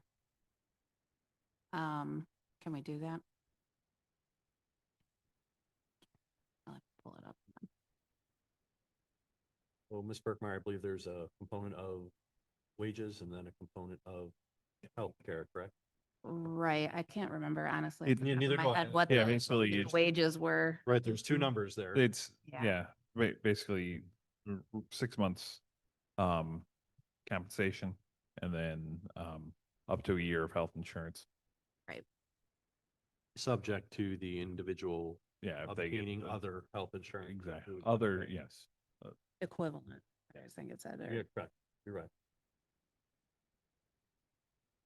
Anybody, anything else?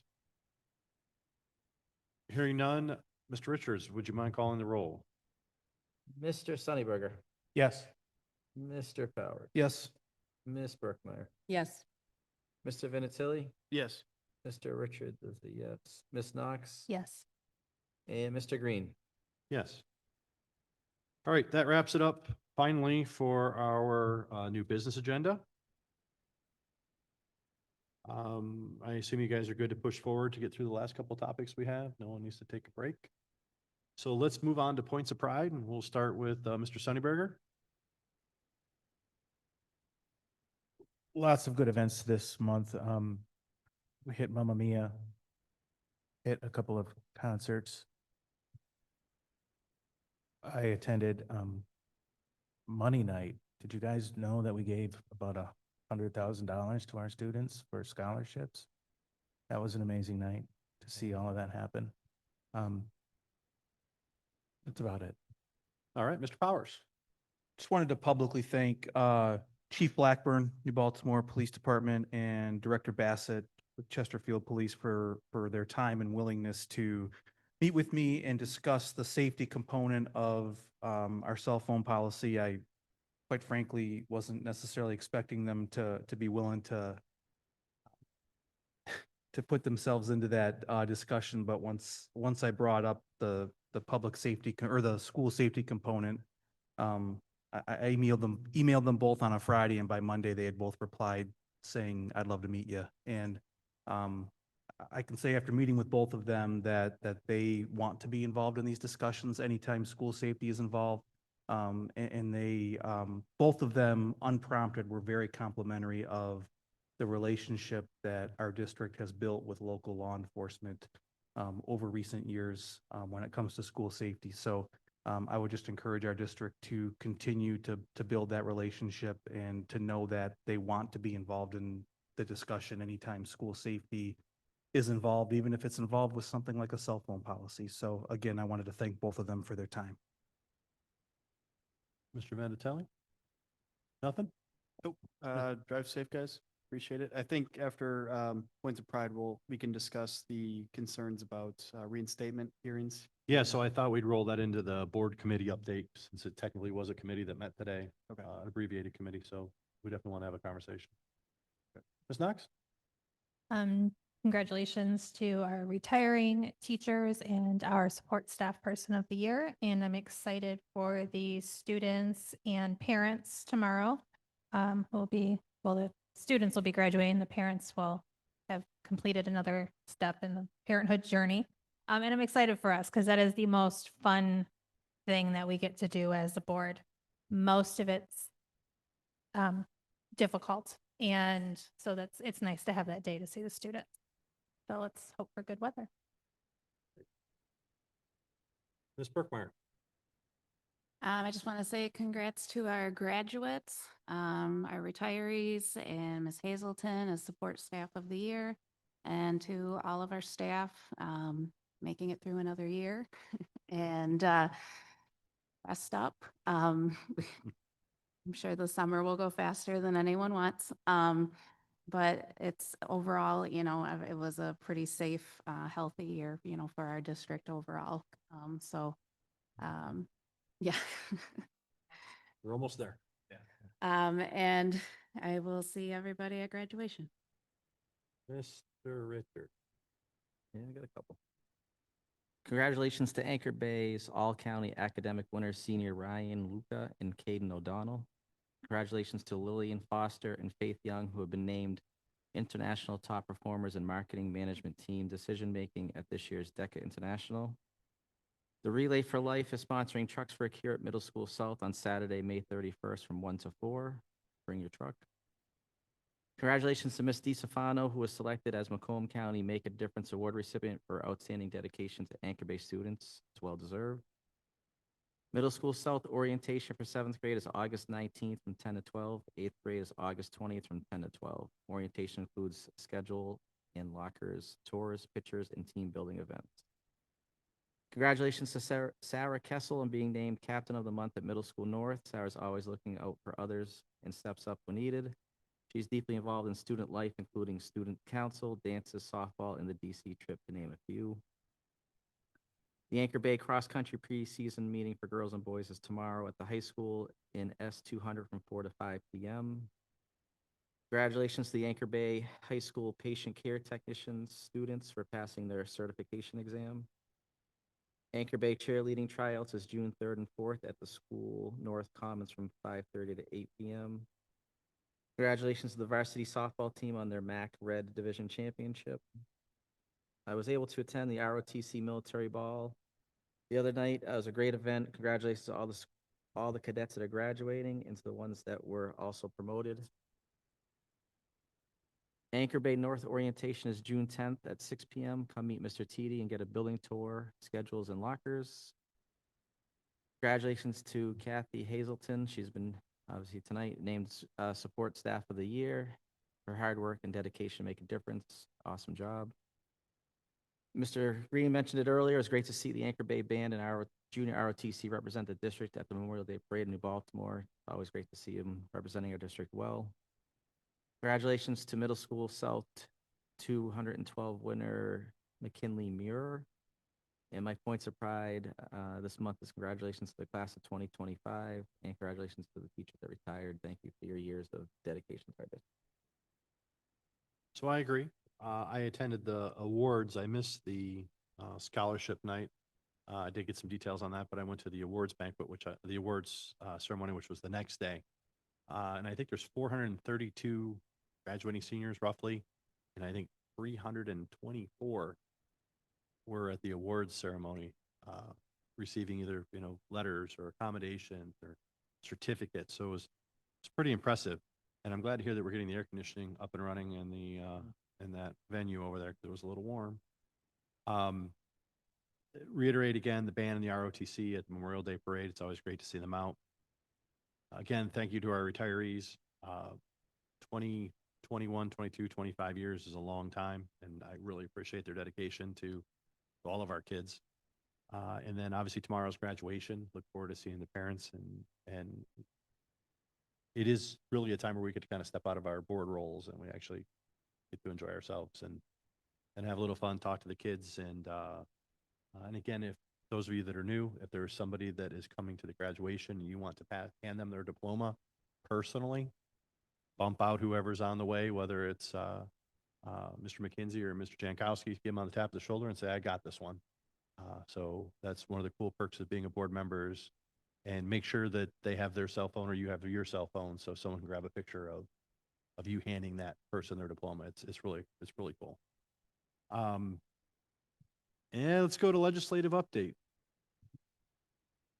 There's really not much of anything going on with legislative update. Everybody is awaiting the House budget. They did the consensus revenue estimating conference, and then the House said that they would put their budget out. But now this will be the first time in my memory that we will probably enter June without a House budget.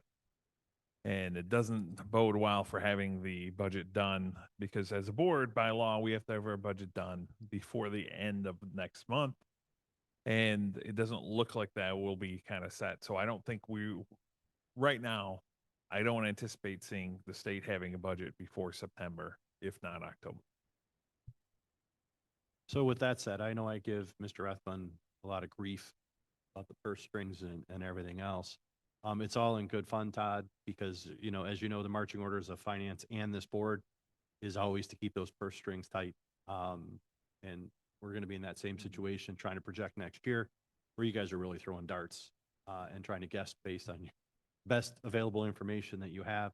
In the last couple of years, you guys have done a good job with that and actually met your projections that you didn't have any information. So despite giving you a bunch of, you know, grief, the finance committee really appreciates what you guys do and then what we can bring to the board, because it's a significant improvement from where we were, you know, 2018, 2019, 2020. With that said, I know the executive committee is going to be meeting probably before the next board meeting. Yeah. I think I heard that policies meeting. I'm going to assume finance. And finance, because, yeah, Finance because of what happens at the executive. hopefully, well, that, and at some point we will get a house budget, and then we have to have our budget hearing before we do the actual budget at the next meeting. But Right. Can I ask something before we get on to the committee stuff? Sure. But the House budget, just to get it on the record, there is legally they have a deadline to meet, don't they? not really. But I mean, but legally it's written, there's a date. Well, yeah, they're supposed, typically they present it at a certain time, but it can't be enforced. Right, there is a legal date in the Yeah. laws of the state of Michigan that says the legislature has to have their budget in on this date. The only problem is there's no penalty for not having it done. That's the sticking point here. What happens if we don't have a budget on time? If we don't, then Yeah. they will basically, we get penalized for that. if they don't Interesting. have it. And not only that, you have to pass a budget that is not supposed to be a deficit budget. And the problem we have is we have the governor, we have the Senate, and the House. Normally, we'll get that and we'll know it's somewhere in between. Those are our parameters. We have no idea what the parameters are. And that's because there's no penalty for not doing it. Yeah. Any other committee updates? All right, so let's open the floor for some conversation. We'll call it our reinstatement committee that met today. It's not an official committee, but it was just a committee of 3+ district employees. So I'll just open the floor. Let's talk about it. First, but just like I had no idea this committee was being made. Maybe if there's an email ahead of time I should have seen, that's my bad. I But think also- there was. That's the other point. So I also didn't get an email about what was going on with that too. So if that could be corrected going forward at the very least, I'm more of in favor of having the entire board. I know it's late nights. I know we spent an hour or so. But I think having all the facts in front of us as a board, being able to make those decisions would give me a lot more confidence in terms of, because it's we're all individually voting to reinstate a student. I think for at least myself, I would like to have all the facts in front of me and be able to personally verify and hear from the student directly before I make a decision to reinstate. Obviously, I voted yes today because it was just one of those kind of situations. But going forward, that would be my preference. I want to make sure I understand, Bill, that we could do that, but it'll be an agenda item that we'll be discussing publicly. Yeah, we'll have to get some clarification because they change kind of. So you have to have a representative, a teacher on there. You have to have an administrator on there, which obviously we have administrators all the time, but to get other people on those committees as well. And it varies based on the age of the kids and when they can apply for it and then how many days between there. But yeah, we could do it. If it happens between a board meeting, we'll do what we do, like a special meeting or something like along those lines. Maybe I'm misremembering it because I feel like we met as a reinstatement committee. I mean, to my knowledge, I don't remember a teacher coming, but I could be wrong. But we met as a board at the time, I believe, without giving too much info. Like at one time, it was the student that I think you were included on it, but we all received a recent email about like, that was like an update on that student and how they were doing. So I feel like we all met as a board in that scenario because I know I was there because I remember specific comments that were made regarding, the student's return. So maybe I'm wrong, like I said, because I don't know if I was just happened to be a member that was there that day. But that's what I'm trying to understand, like what the difference is, like what we're doing now or why we're saying we can't meet would- in closed session. 'Cause Yeah, I would have. it was in the conference room when we did it. Yeah. Oh, see, I'm remembering a time Because, when we were in like a library. library. Okay, For the so I'm not, yeah. I remember, you're right, I remember the library. No, because we have done, In a conference we have where done, I Mackenzie. believe was 2 there. or 3 that are, after that were like this with the committee as prescribed. No, I mean, I would have to look for the thing, but I believe those were recommendations to, they were, I don't know, call it pre-expulsion, like hearing for that. Do we recommend them to go up to the full board? Oh, maybe that's what it was in the library. We had a teacher. Didn't they show up with a counselor? No, And I that don't was an remember. I don't expulsion. remember. Yeah. That was. No, we'll, expulsion. That was the yeah, we'll look, expulsion hearing. we'll look through, we'll just go back to the record, and see where we're at. Yeah, I know it's hard to get all of us together, especially when Yeah. we have deadlines with the, reinstatement hearings, but I would at least appreciate if, and sometimes email isn't the quickest way to get a hold of one of us, like, but whoever was at the original hearing, if they could be considered first. Because really, kind of the way you look at it now, it's like all the onus is on Mr. Richards. Like he's like, I'm backing this. And we know the rest of you were there, but Yeah. you don't get to speak about it. We only hear from him. Mr. Sonnenberger wasn't there the first time. So, and just in a way of protecting an Yeah. individual board member's integrity and everything too. And just for my own explanation, I had my vote today had nothing to do with the individual or anybody that was in that meeting, as opposed to just my own unfortunate experience on the board where I one time relied upon the word of somebody else and made a vote that is probably the only vote that I regret at this point on the board. And so I won't do it again. And so, and that's where, so for me coming, having to, it's nothing against Mr. Richards' words or Mr. Sonnenberger's word. I can't for my own to be able to sleep at night kind of thing. So it makes it more difficult for me. So that's why I would prefer everybody to be involved, but so And that's we where have- I'm coming from. We have 10 days to respond once they. Yeah, reapply. once they, Select the committee. yeah, once they once they put their official response in, then you have a set number of days that you have to do it. And then it would, you're gonna look into if it's open session versus closed session. Yeah. Brian, did you have some comment? So is it the pleasure of the board that we want to, first of all, get our legal opinion, make sure we cover our bases, but is it the desire of the board that we want to convene as a board and have these discussions? I think That's, and it's a two-part question. If your first it's answer closed is, Session. well, say if your first answer is yes, we want the board to meet. Second question is this board going to meet and open to have this discussion?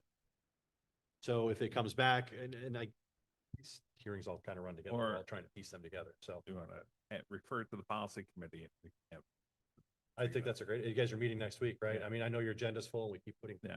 stuff but we on top can for you meet guys. some other, again, in August on that issue. But I would support whatever the board wants to do. Yeah. When Phil and I talked about it, like, I think we've done them with 3, let's do another 3. I mean, it sounds like, I would like it to be the full board. It sounds like Dominic would like it to be the full board. So are we because, like, saying? I could just say for myself, like, I can't ever vote yes without me being there. Right, yeah. So, I mean, that's always gonna be, so if we don't do it that way, that's always, and I'm not trying to force you into saying no. that, but that's Yeah. always gonna be like Yeah, one down. I mean, isn't. And then if it's someone else just feels like that closed way, session? it sounds like, Hopefully, I mean, you're gonna look. We'll get an opinion on whether it could be closed or open.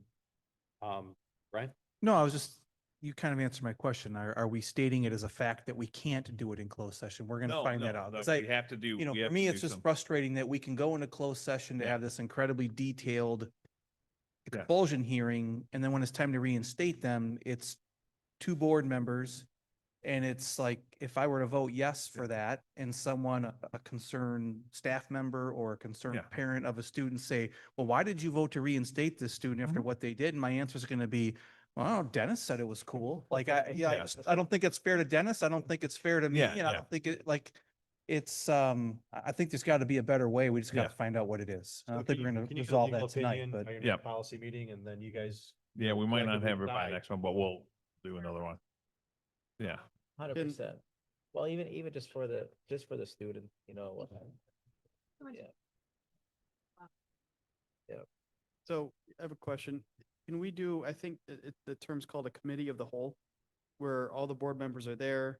It's not necessarily like an open session, but it's still open like to our the public, workshop. but it's not recorded. We don't That- make any decisions. Technically, if you have a quorum, it's open to the Oh, public OMA, right. unless there's, so then you have to kind of work through that, but Yeah, but I mean, like when I took the, MASB courses, that's one of the things that I almost distinctly remember them discussing was having, you can have committees of 3 board members, so Yeah. it's not a quorum, but then you can also have committees of the whole, yes. where it's not actual voting session, it's more or less just an informational Yeah. session where you can gather information. But it still technically, if you have at least a quorum, then it's technically, it has to be open to the public. You don't have to have public comment, I believe, if memory serves correct in that situation.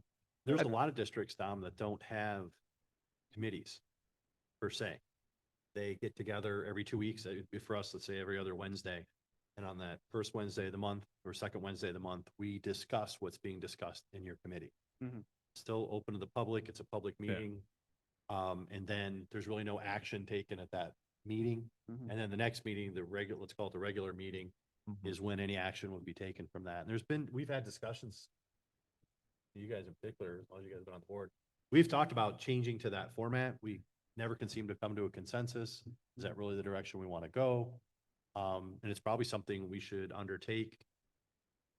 I don't know, maybe as January draws? Would that be the Well, appropriate time you to do make it that at your kind of change? organization when you set your meeting date.